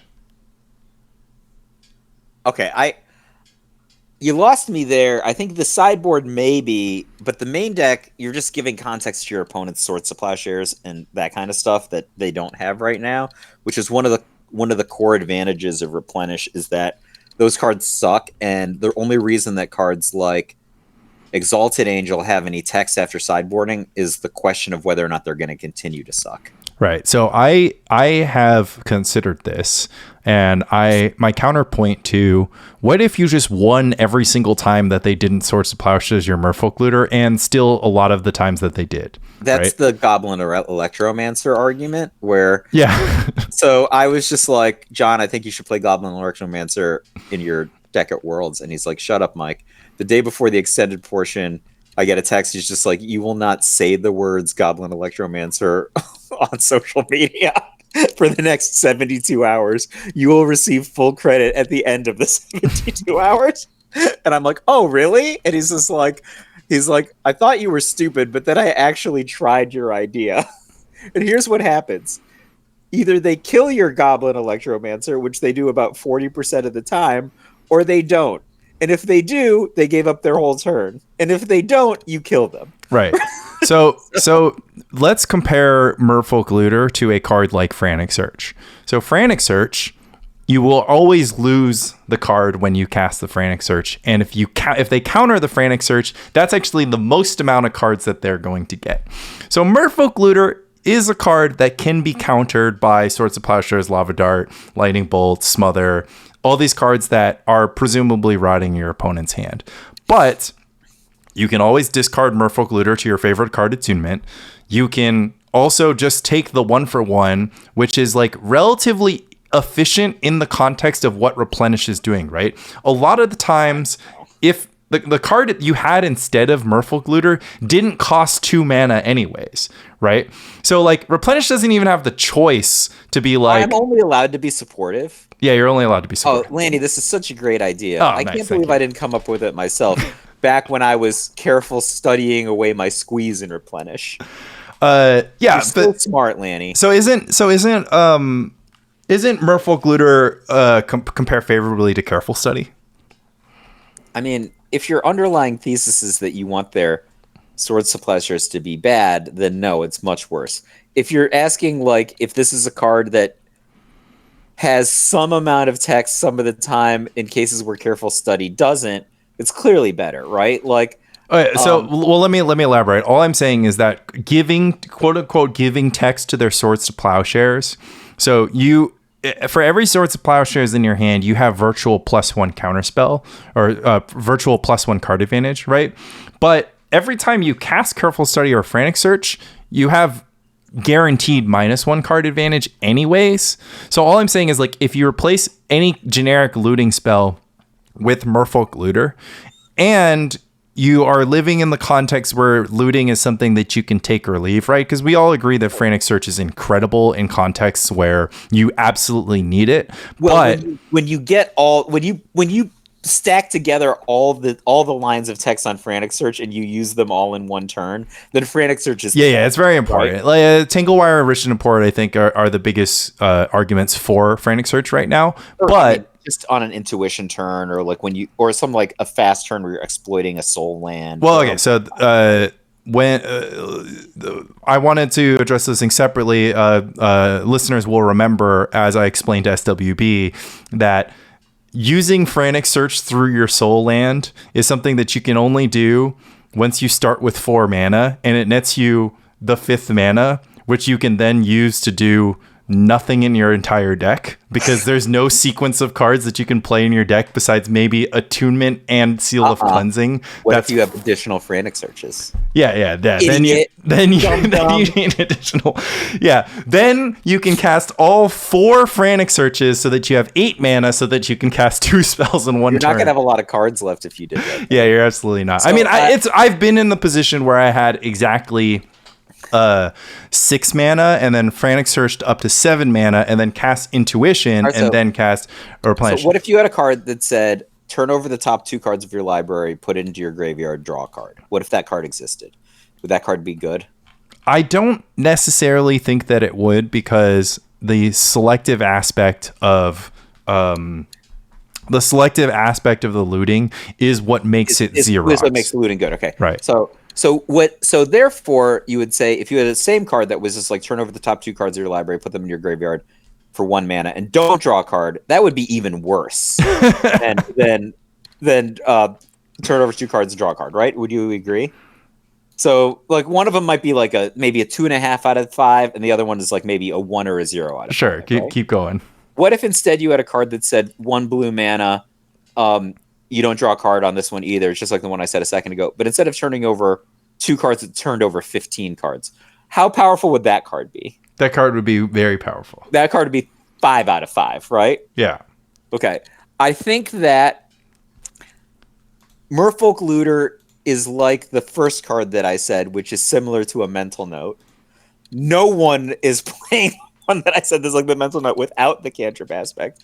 But at some point, you put enough cards in the graveyard that you don't care about the cantrip aspect anymore, and that's why people play Attunement, right? Like, okay, the Merfolk Looter for the 2 mana, it takes the Merfolk Looter 8 to 10 mana's worth of time in order to do the work of the 3 mana that Attunement used. Like, I think that's the thing, right? So it's not better, but the Attunement is much more like the card that turns over 15 cards for 1 mana. I don't think that the Merfolk Looter, and I can't believe I'm saying this, but I don't think that Merfolk Looter is better than Attunement. I think that Merfolk Looter is better. I already hate Attunement. I think that Merfolk Looter is potentially better than either Frantic Search or, of course, Careful Study. Frantic Search is the only card that's hanging in there, and for me, idiot ever who played Careful Study. Frantic Search is hanging in there by a thread. If you watch my last YouTube video, I cut the Frantic Searches from the deck. I went 6-0, and then I lost to Lucky Djinn in this round of 16. Because let me tell you about the Replenish against Lucky Djinn matchup. If you are on the draw, you should mulligan to 5, maybe 4, because there's nothing that you can do on the draw to get under Black Vice Hoodwink. Man, did you ever draw 3 cards from the Lucky Djinn? I didn't see the single Indenture Djinn, but I think that Merfolk Looter is interesting to look at because it costs 2 mana. It's something you can do on turn 2. Replenish has a very few things to do on turn 2. Like, I'm playing Impulse. Seal, basically. Just Seal Cleansing or Hold Up Or Mana. if you have a Ancient Tomb, cast like Attunement type card. Right, but that's if and only if you have Ancient Tomb. And then these days, I prefer playing fewer Ancient Tombs because I have decided that the solution to Replenish's Weathered Wayfarer problem is to just play basic lands. Well, here's where I'm coming out on this. I'm only allowed to be supportive. I think we're really bad at this game, Mike. Merfolk Looter is an interesting card. So if you think, like, compare Merfolk Looter to Weathered Wayfarer, right? Like, Weathered Wayfarer is 1 mana, Merfolk Looter is 2 mana, but Weathered Wayfarer only works if you pour additional mana into it, right? So for like the first activation, Weathered Wayfarer is 2 mana and Merfolk Looter is also 2 mana, but for all subsequent activations, Weathered Wayfarer is 3 mana, 4 mana, etc. in a universe where you're not playing that many lands, right? Like, so it keeps going up in cost, but you don't have as much resource to run it, versus Merfolk Looter can keep generating its effect without putting additional mana in, and it has the possibility to generate real card advantage when combined with Roar of the Worm, Arrogant Worm, Basking Root Walla, Circular Logic, right? Sure. Like, I'm not Strength of Lunacy. I'm not saying that I'm sold, because like a 1/1 is pretty fragile, but you know, it's probably I'm flabbergasted insofar that like a deck like the Quiet Speculation sort of Tireless Tribe deck is a viable deck in Premodern. Like, I feel like all the cards that I just rattled off are just mostly better than all the cards in the Tireless Tribe deck as it currently exists, you know, and they've got some garbagey 1/1s, right? Like, maybe this could be better. Yeah, it sounds like we can just play Merfolk Looter in Tribe, and it'd be awesome. Well, I think like part of me is just like I don't even know why you play Quiet Speculation. Like Intuition seems like if you had a discard outlet, just a far better card than Quiet Speculation, including getting everything that you might want to get with a Quiet Speculation. You know what I mean? Like I agree. I like Instance, and I also like Intuition, and I also like I fully agree that Intuition seems better than Quiet Speculation with like I don't even know, like there's not even a curve. Like the I guess the caveat is that you said with a discard outlet. So like your Intuition for like Roar the Worm, okay, so or whatever here's is really like worse. If I don't have a mana accelerator in this universe, like I don't have a bird or something, right? I just go like turn 2 Quiet Speculation for 3 Roar the Worms. Okay? Should we play birds in our green, blue, red Madness deck? Possibly, right? Probably. Wait, should we play birds in Survival Madness, like the deck with like the worst mana problems of all time? Birds is Oh, it's not. I mean, the deck that I played in Milwaukee, I had birds.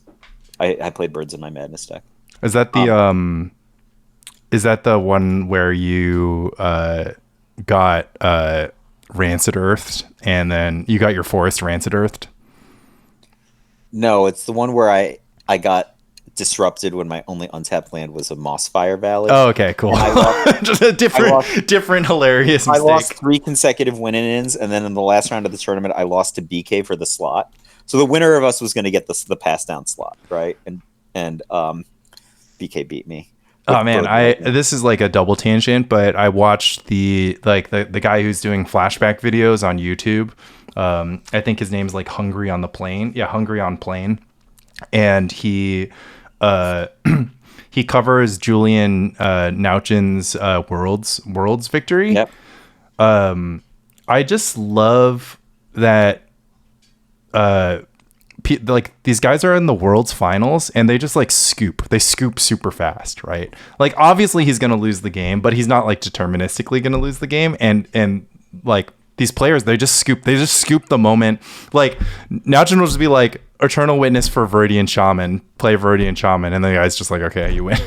And I'm just like, but the if memory serves, the affinity deck he was playing against had no reach. Yeah, it was so like if he had like 101 shrapnel blasts, it'd be one thing, but like if he has to win by attacking with a Mirror Enforcer, you know, he's probably not going to win that game. I'm in the finals of Worlds. Like my opponent better draw Forest for the next 10 turns straight, you know? Like that's where I'm at. Hacker taught me this. He's just like, it's like when you're in high pressure matches like that, it's and you're not going to win and you're just going to play perfectly to lose 10 turns from now.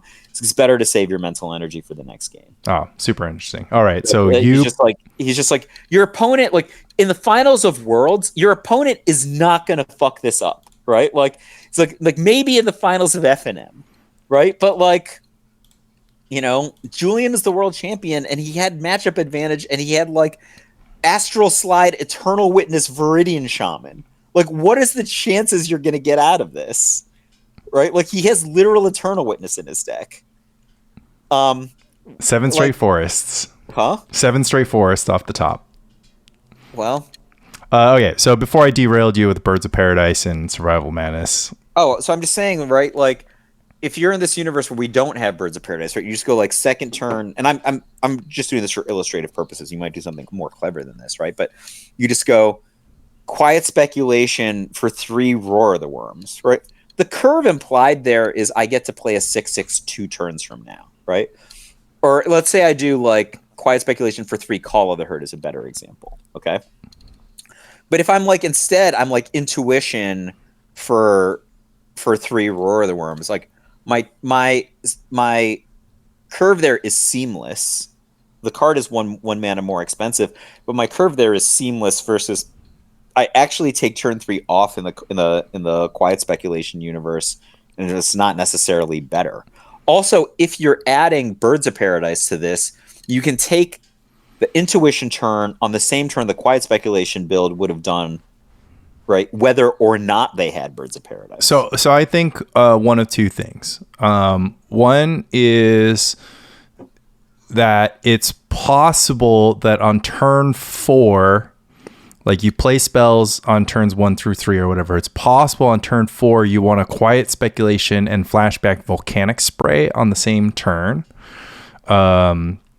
It's possible that you are missing your third land drop, and so you Quiet Speculation for Deep Analysis, and then you flashback Deep Analysis. I've certainly done that in my life. Yeah, so to find your third land drop. But yes, I am a huge supporter of Intuition, because the rest of the time you can be Intuitioning for a Circular Logic that saves your bacon. You can Intuition for the game-winning About Face, which probably means you're losing a lot of other games because your deck contains 3 copies of About Face, but we won't get into that. Lanny, I'm going to drive you crazy with this one. You could just Intuition for cards that don't have flashback. Yeah. That's what I mean with About Face, right? Oh, okay. That's what I mean with Circular Logic, right? Circular Logic. Yeah, I guess you can Intuition for 3 Swords of Plowshares, obviously, to also save your bacon. I would Intuition for 3 Beast Attacks. But like, I would love to do that too. I mean, in fact, I have done this. I mean, in the Spice tournament, I just Intuitioned for 3 Worships, and then whatever I had was enough to win. Sure. And I feel like that is a route we could explore. Maybe instead of taking like the best attack route, whether it's like me with a Threshold deck or you with a Sunscape Familiar deck, we start with sort of a weird sort of like creature-based the rock / combo place, which is the About Face Tireless Tribe deck, and then just play better cards, right? Like, instead of playing these, you're just linearly handicapped by the cards that have the word flashback on them. Also, why does no one play Grizzly Fate? Like, Grizzly Fate seems insane to me. Frontside of a Grizzly Fate could just be a Deranged Hermit for the same amount of mana, and then you get the backside of the Grizzly Fate. Yeah, reminding our viewers, I actually have seen some Grizzly Fate decks popping up here and there. It was in Fran's Magnivore deck. I saw some Grizzly Fate brews. I don't know if there's a Grizzly Fate on Sam Black's Moxfield, but I was seeing some like Bant control decks where the Windcon was Grizzly Fate. But to remind our viewers, Grizzly Fate is 3 GG, that's 5 mana total, for create 2/2/2 green bear tokens. Threshold, create 4 green bear tokens instead. Flashback for 7. So this is a card that you can mill, or you can just fair side it, and it makes 8 power because you always have Threshold. Yeah, so like for 5, so think about this. You get 9 power with a Deranged Hermit, which is widely considered to be one of the best cards in Premodern, right? It is like what? It's not widely considered to be one of the best cards in Premodern. You don't think so? It is widely considered to be a playable Premodern card. Okay, so widely considered to be a playable Premodern card. Like, it's in the top 30, I guess. All right, fine. It's a good card that people play. Yeah. It is the finisher of choice in Elves.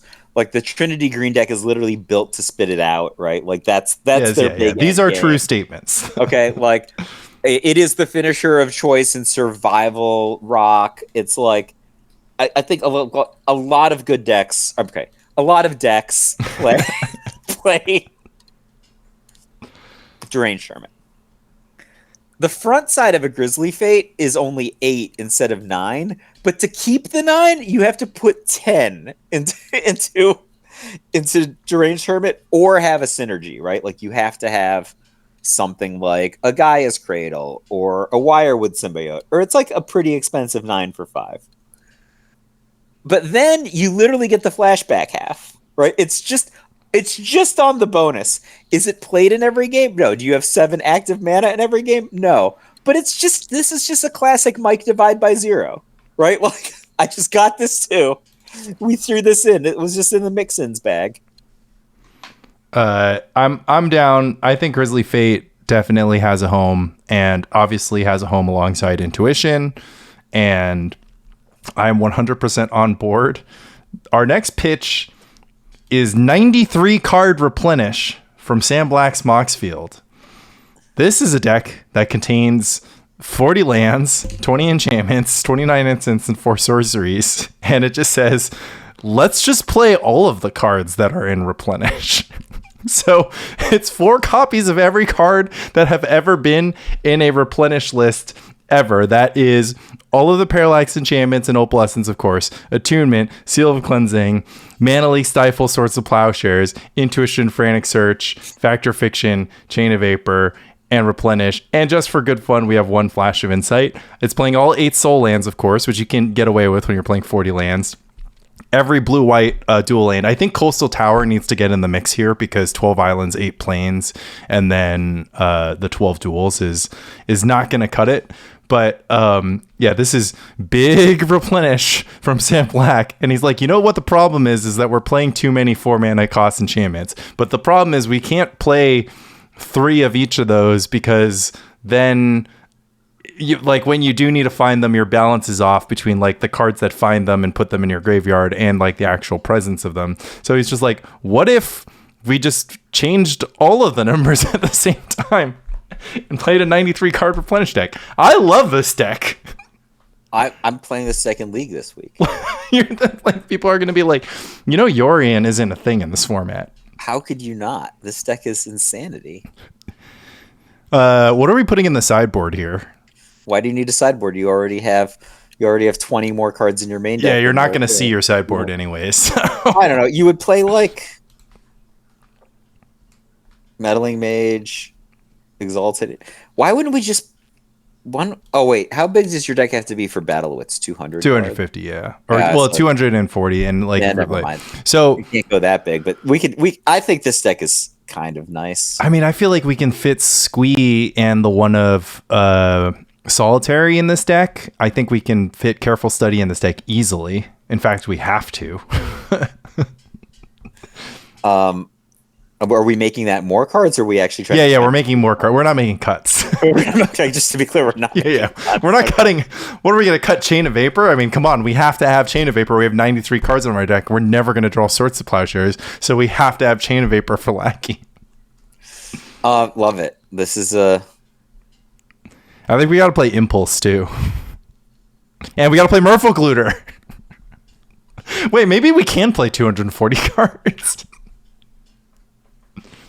But I think if you're going to play 240 cards, then you have 2 combos, right? You have Battle of Wits, and then you have. This is going to be like a pretty diluted Replenish combo. You have Battle. You have Battle of Wits. You have Replenish, and you have Oath of Druids. We have Oath of Druids now. Yeah, we got to if we're playing Battle of the Wits. We're not going to be able to put enough blue and white cards in the deck. Okay. I think this deck is super exciting. I don't see how it could beat Stasis.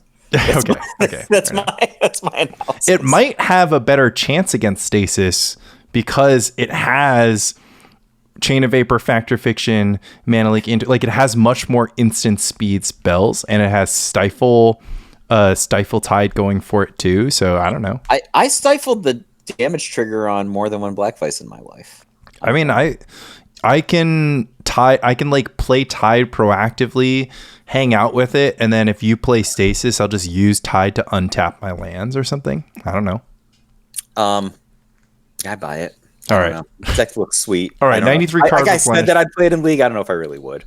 Well, you do have to start lying about what you're going to play in League each week. Why? Because I said what I was going to play in League, and then everyone played Stasis or Anti-Stasis last week. Yeah, I would literally got bit by our alleged friend / listener SWB with his anti-Mike deck.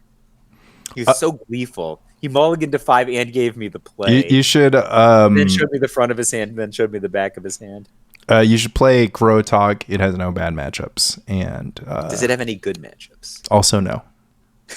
It is. You're basically asking me to play the Rock. No, I'm not asking you to play the Rock. The Rock only has bad matchups. Okay.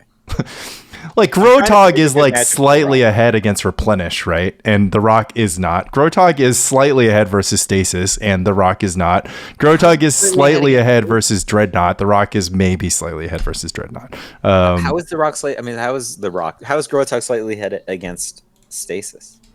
I mean, it's just an efficient deck. It has Gush. It has Mox Diamond. It has River. I guess you could just name Stasis. You could just name Black Vice with Meddling Mage, and now they're now they're like finite number of Chain of Vapors have a lot of work to do. Yeah, exactly. Or you just name Chain of Vapor and then vice versa, basically. Yeah. You do have to put you should put the Boomerang in your Stasis deck for sure, because of Melee Mage on Chain of Vapor just cooks you very hard. Oh yeah. Rich, who had won again the event last week, he's just like, Claws of Gix is terrible. How are you not playing Boomerang? And I was just like, all right, looks like you're the winner, buddy. And he won. Well, I like Claws of Gix so far still, but I can see. But it's just like it's just this card that's just only good against once when you have no, you're right about that, but it can't it has a few good qualities. It's a 0 cost card for you to cast Thwart on if you have to. It is once it's in play, it's uncounterable to have it blow your own Stasis up, right? So if they have interaction for your Chain of Vapor and that's the point they want to fight over, you'll always be able to blow up your Stasis, guarantee that untap. And it is alternate to Chain of Vapor. In case Chain of Vapor has been Milling Mage, you can still lock out the game using your 4 copies of Stasis and the help of Claws of Gix. So I think those are all interesting enough reasons to keep it in the deck. But yeah, you're absolutely right. It does not do anything prior to you having Stasis. And if you want to play your Stasis deck like a mid-range deck, then you don't want to be playing cards like Claws of Gix. I absolutely agree. I also think like Wellspring is just like super extra. Like you just don't need it. Yeah, but it's so cool. You just had to do it for the meme value. You don't have to do it. Instead, you can just play a second Propaganda, which is pretty good.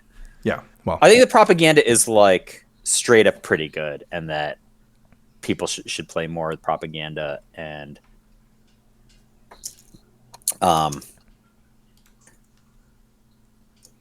yeah, that's it. That's the whole sentence. All right. No and. You heard it here first. I am excited to usher in this new era of Premodern where Stasis is the best deck somehow. It is. It's weird. We just like it's weird. Like neither one of us had Enchantress in our power rankings, right? Like, and I just look at the matchup spread. Like Stasis is quite good. Enchantress was. It one, we hadn't seen the deck in this form. 2, it still seems like it's very bad against Replenish, and Replenish happened to not show up. It still seems like it's not very good against Elves. It is better against Elves than prior iterations. And I actually, like, we're 1 hour, 40 minutes of podcast. This is like another hour can of worms. I don't think that Rishadan Port Elves is better against Enchantress than like normal Elves is.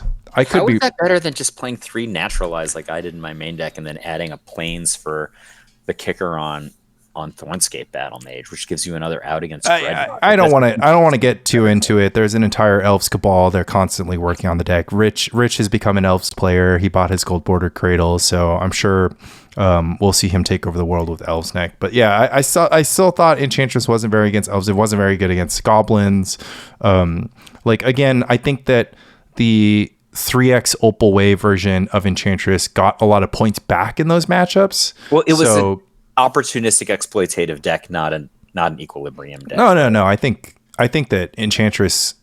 I think that the 75 cards in Rich's Enchantress with maybe a little bit less like Gaia's Blessing, Carpet of Flowers, Xanted Swarm. Like, I wouldn't play all of those. I would play some of them, right? All of those cards get value when people don't know that you have that combination. Right. So that makes it an exploitative. Well, okay, so yeah, that's correct. So that's the exploitative element, but the starting 60 with all of the speed is what I think is a more of an Equilibrium deck. It's an imagination of Enchantress that gives it a lot of points back in matchups that were difficult.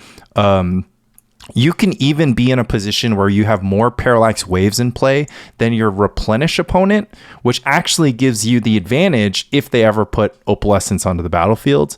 You'd have to read the white paper on what happens when both you and your opponent have Parallax Waves. I don't want to get too into it. It's very complex.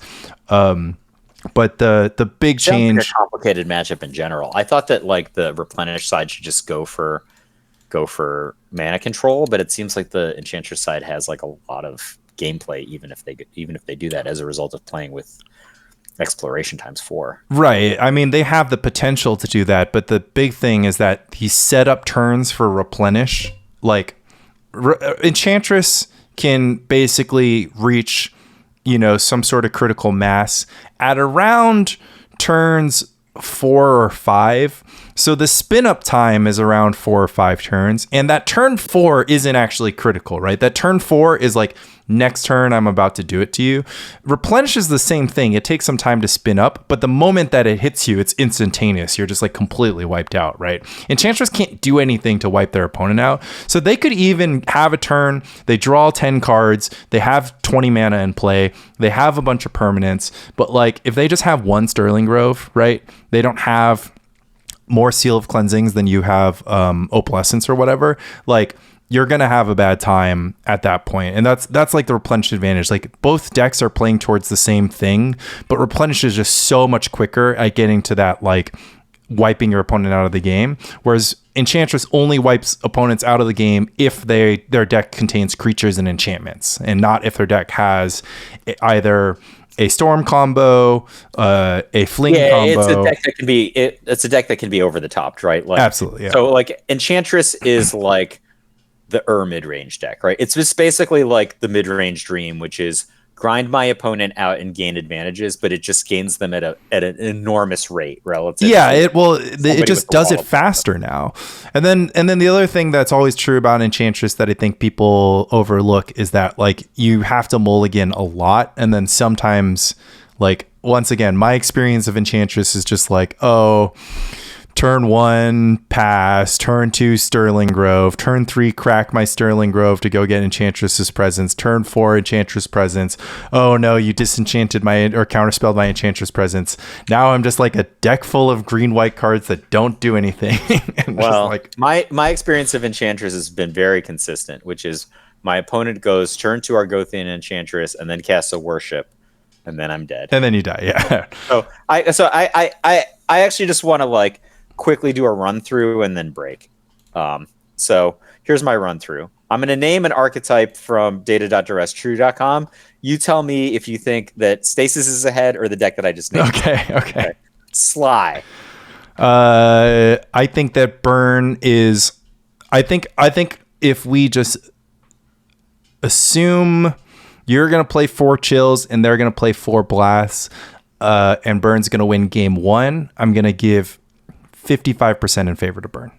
Yeah, I think it depends on pilot, depends on build, right? But I think I'm going to give 55% to Stasis with 4. I'm okay with that either direction. Yeah. Goblins. I'm going to give a lot of edge to Goblins, I think, because Goblin Lackey's good, and then you're living in the world where you have access to all this propaganda, but it's like 2 main deck, and then post sideboard they're going to have the Blast and Naturalize, and that just doesn't seem like a good strategy. So are you saying, when you say a lot, do you mean like 60? Do you mean 75? Yeah, I would say like 63 for Goblins. I think that's not unfair, but that also means that Stasis is in the neighborhood of 40, right? So sure. That's it's got a chance, yeah. Yeah, like mono blue Dreadnought.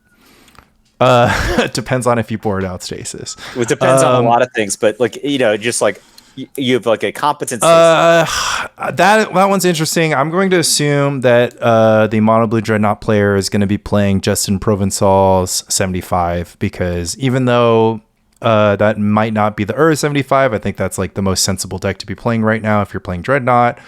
And if I'm playing Gaia's Blessing Stasis with Enlightened Tutor, Seal Cleansing, with 2 Annuls in the sideboard, no Powder Keg, and Mana Short, but come on, man. Mana Short is so deadly.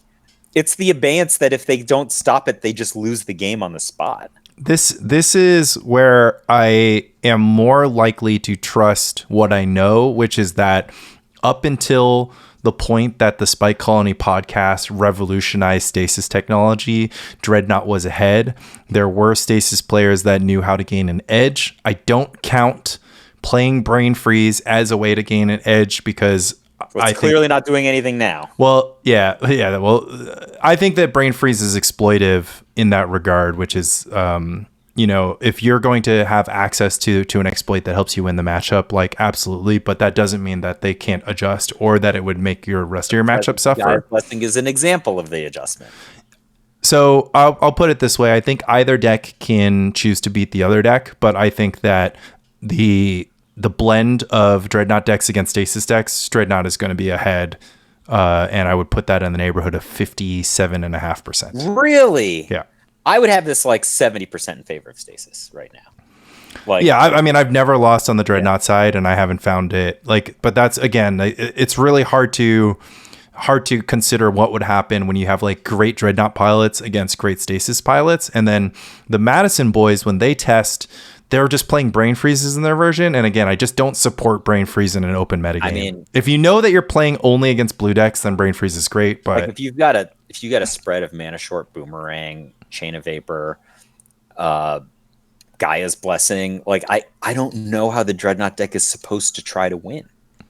Like I mean, all I'm saying is that the times that I've played it, I've executed the plan, which is be a Tide combo deck and kill them with Mishra's Factory, and I've been successful so far. And that was in a period of time where Stasis was less aware that kind of thing would happen, and a period of time where maybe you had 2 misdirection instead of 1, but also you didn't have AK, so like you have AK advantage.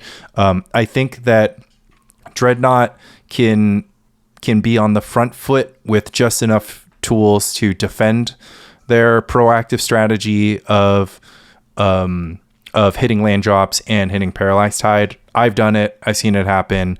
I think that it can be beat by Stasis, again, if the Stasis player is prepared and want to, but like I just can't really wrap my head around Dreadnought losing the majority of the time. I also think that Dreadnought is quite ahead in game ones. Okay. Replenish. I'm sorry. Terrageddon first.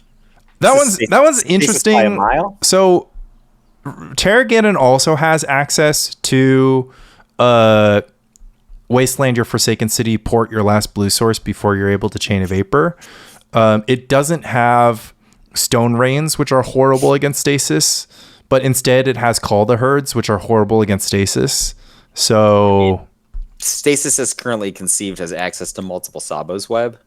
I mean, yeah, that definitely, that's tough though, because you really want to play something besides Sabo's Web in Stasis. Like, I mean, I'm fine if you're an Enlightened Tutor deck. I'm okay with 1, right? But I'm just like, Holy Bad Impulse, man. I replaced one of the impulses in my main deck with the Sabo's Web and added the second one to the sideboard. I'll give a lot of edge to Stasis with Sabo's Web. However, I think that Sylvan Library and Ray of Revelation are extremely strong here, and the Terrageddon player has also the ability to sometimes access Meddling Mage, which we talked about being quite good. Obviously, Meddling Mage. So I would be like, I think that you can talk yourself into Stasis being very favored, but I think when you play the matches, Terrageddon, first of all, Terrageddon is kind of one of those decks that's never going to be a 40% dog to or less than a 40% dog to almost any deck. And here I think would be no exception. I would put it in the 50% neighborhood because I'm like non-committal. And I also haven't seen the matchup. All right. Replenish. Stasis is I have heard from Mike Packer that Replenish has game against Stasis. I cannot conceive of Replenish having game against Stasis unless you have every Seal of Cleansing abeyance, your own mana shorts, your own mana leaks. Your own mana shorts is a genius technology for Replenish. Yeah, your own mana leaks, and like what Replenish has going for it is that I think that it can Tide combo pretty quickly, and Seal of Cleansing on its own is quite good. But man, Attunement is horrible here. I guess, okay, so the thing is like, okay, so this is what happens, right? Replenish has to race to get in because Stasis does get more or less locked out by Opal Wave. So I would give Replenish a like 29% like drew all the right cards at the right time, while Stasis what took too long to get set up. I actually think Replenish has more game than that, just because of so many builds of Replenish can sideboard in Meddling Mage.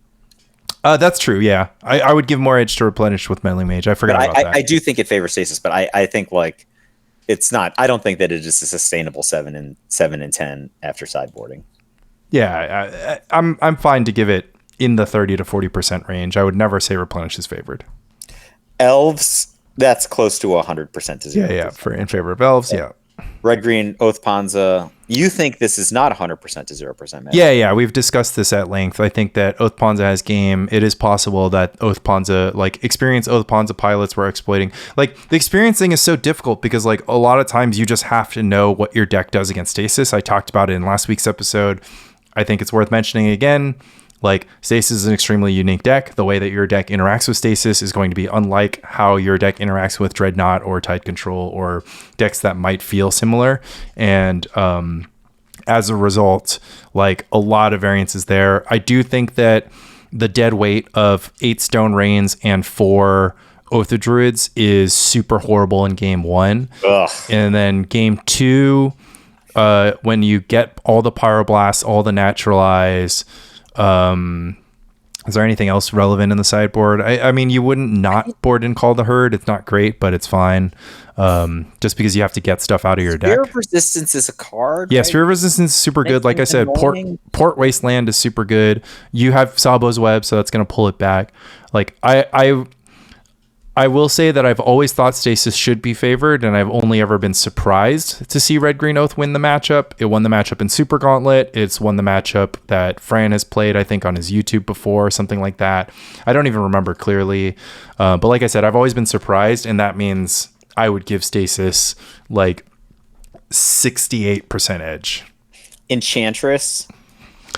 I don't know, because now Enchantress is just a different deck that has Carpet of Flowers in the sideboard. Can't Stasis win game 1 like close to 100% of the time with the just stop all of your replenishes and opalescences strategy? It certainly can. Then it comes down to Xantid Swarm and Carpet of Flowers. I got you after sideboarding, but like game 1 seems game 1 is pretty hard for Enchantress. That is true, and Stasis has even more free counter spells, whereas Dreadnought has fewer effective free counter spells. I mean, it depends on the list, right? I like to play 3 thwart, 2 foil. Depends on how. That's what I played. It depends on how much explosive mana Enchantress has access to in game 1. But if you just need to hold up 3 islands, 3 untapped islands, a thwart, 2 foils, and a counterspell, it's like not that hard for you to get there. Or you have 4 untapped islands, a thwart, and a foil. It's just like the thing is, like, if they have access to like a lot of mana from Sanctum, like they might be able to cast all their must counters in one turn. But it's not that hard to hold up 4 for the Stasis deck. All I'm saying is that if your Stasis deck cuts all the impulses importance for Sabo's Web, you will be less likely to put a hand together of 4 counter spells. Yeah, I foffed and I took the stupid Thawing Glaciers instead. I would say edge to Enchantress after sideboarding, because the current iteration of Enchantress is just extremely hostile to blue. To specifically a blue deck with 12 plus islands. Yeah. Survival Rock.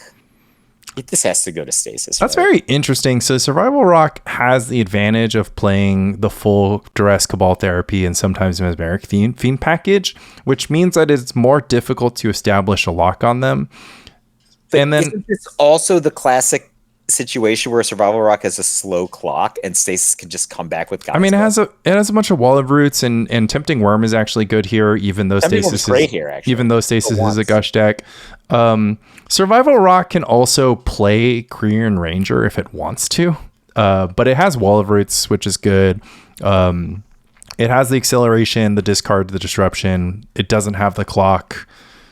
I don't think that it's a super dog to Stasis. I think that the rock style decks have pretty decent game. I mean, the big thing is that, okay, so it loses Pernicious Deed, but it also doesn't have to play Treetop Village. So that's like, oh, that's a big deal. That's kind of a one in favor. I would be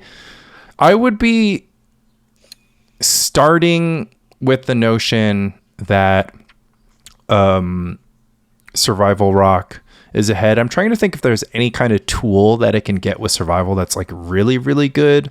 Right now, all I'm seeing is like the removal. But I'm kind of thinking like, okay, if they get the survival down, first they can get all 4 copies of Wall of Roots, right? And then from there, the world is kind of their oyster. And they can that's just why I had cards like Upheaval in my sideboard for like the situations where an enchantress or a rock player just has a ton of permanents that can operate around my lock, right? But we're talking about taking that kind of stuff out for engineered play. Yeah. Growatog, you had ahead. You already Growatog, I think, has edge. Growatog is like the 4 meddling mage deck that has a lot of design elements that put it ahead of Stasis. It has a pretty fast clock as well. And then if there's a presence of Psychotog itself, like obviously the Mystic Enforcer build is going to be worse, but the presence of Psychotog is extremely good. One shot, one kill. Yeah. Regular the rock. So this deck does have Pernicious Deed. 50-50. I've played this matchup. I know it pretty well. And you put Pernicious Deed on the battlefield, and then you just don't do anything, and then you duress, blow up Pernicious Deed, and that's the game. I can imagine this being within the 44% of the matches that the rock wins. Yeah. Well, right. I would say it wins half the time. Black-white control, this has to go to Stasis. I don't know what they're going to yeah, you're certainly not going to pick up that Eternal Dragon. Does playing a lot of Gerard's Verdict matter? Does playing Vindicate matter? I mean, Duress is really good. If you're playing the mono blue version, all of these things add up because the mono blue version doesn't have that much card advantage. The thing with the 3-color version is you literally are just going to Gaia's Blessing back your gushes. And then you're going to rebuild, and your opponent's card advantage engine is either like... Well, let's conceive of a mono blue deck. Like my mono blue deck list is just borrowing the technology from Surf and Surf, where you can just have 3 Flash of Insight after sideboarding, and I think you can do that instead of Gaia's Blessing if you want to have a sort of powerful inevitable thing going on where you can stack your deck, and that's like as good as having a bottomless deck. Finite, right? Like I'm a huge fan of Flash of Insight, as you know, but it's still like +1 card after 10 turns. It's not like a real fact or fiction. It's really good if the thing that you're worried about is Gerard's Verdict, though. Fair enough. Landstill, I lost to Stasis when I played Landstill at LobsterCon. I think Stasis is heavily favored here. Yeah. Stasis has all the tools. Amazing. Yeah, and it's just built to prey on decks like this. Like when Chris Roy won, he won because everybody in Massachusetts at the time was pretty obsessed with playing blue decks, and Landstill's a blue deck. So Tide Control, the same thing, would you say? Tide Control is at least interesting, but yeah, when you add in like the Sawa's Web propaganda angle, I think Stasis gets a little bit better. I do think that Tide is dangerous for Stasis. I do think that one of the best threats. I do think that being able to get Tide resolved really quickly is dangerous for Stasis. I don't know what the Tide player can do to guarantee that Tide does resolve, because you're picking a fight at 4. Right? Yeah, you kind of need to have... If you fail to win that fight, you're asking for a very bad outcome. And then post board, you can't misdirect it at all. So we'll let Andy Levine chime in on Discord about what he thinks, but I would say that Stasis has to be ahead here by a substantial amount, like 65. Blue-green Madness, I think I'd have to give it to Madness. Yeah, Madness seems like exactly the kind of deck that only plays at instant speed, that has access to Naturalize, has access to many ways to not die to Black Vice. Yeah, I mean, just the presence of Wild Mongrel is a good way to not die to Black Vice. And then Psychotog, where do you have that? Psychotog, do you think that's like Landstill? It's more interesting because Psychotog itself, again, is really good against Stasis, and it doesn't have to play, like, it's less vulnerable to propaganda. Psychotog can put together a, like, turn 6 kill pretty easily, depending on the build. Well, also, depending on if the Stasis deck lies down and it's just like, all right, I'll take whatever you've got coming. Like, they do have Chain. It's pretty... I mean, Psychotog is, like, a pretty slim build. Its card advantage is coming from Factor Fiction at instant speed, which is quite good. AK Gush, which is awesome. Sometimes AK, sometimes not even AK, but like there's that. And then its only sorcery speed card is Psychotog itself. It's much easier to imagine that the Psychotog player can get up to X amount of mana and then just have protection. Do they have recoil and boomerang? They do not typically. Oh, so sometimes they play. Sometimes they can play Chain of Vapor. Sometimes there are they ways to interact with actual stasis on the battlefield is actually fairly Yeah, I mean, I think the deck mostly just plays 2 Smother. You know. Oh, yeah. So I feel like those are points in favor of stasis. So I don't disagree. With I mean, you've got Force Spike in Psychotalk sometimes. It's like that's not good if stasis doesn't want to play get them. Right. If you got a bunch of lairs in Forsaken City, Force Spike that's is actually where I think the blue decks like Tide have an advantage. Where like I might have never missed my land drop, but you're 3 lands ahead of me. Yeah. You know, like that. That's a distinct possibility. Yeah. The lairs are pretty bad for playing. Like you really only want to draw islands, and if you really only want to draw islands, Andy Levine, yeah, you probably need to play Portent in your deck. Just saying. All right, enough. We'll leave it at that. Lanny wants to play Portent. I want to win. Love Spike Colony. Love Spike Colony. What do we title this episode? What happens when Mike plays Stasis? The Stasis episode with substantially less yelling is what I would say. Stasis episode with substantially less yelling is great. Okay. All right. Supportive Stasis episode. Perfect.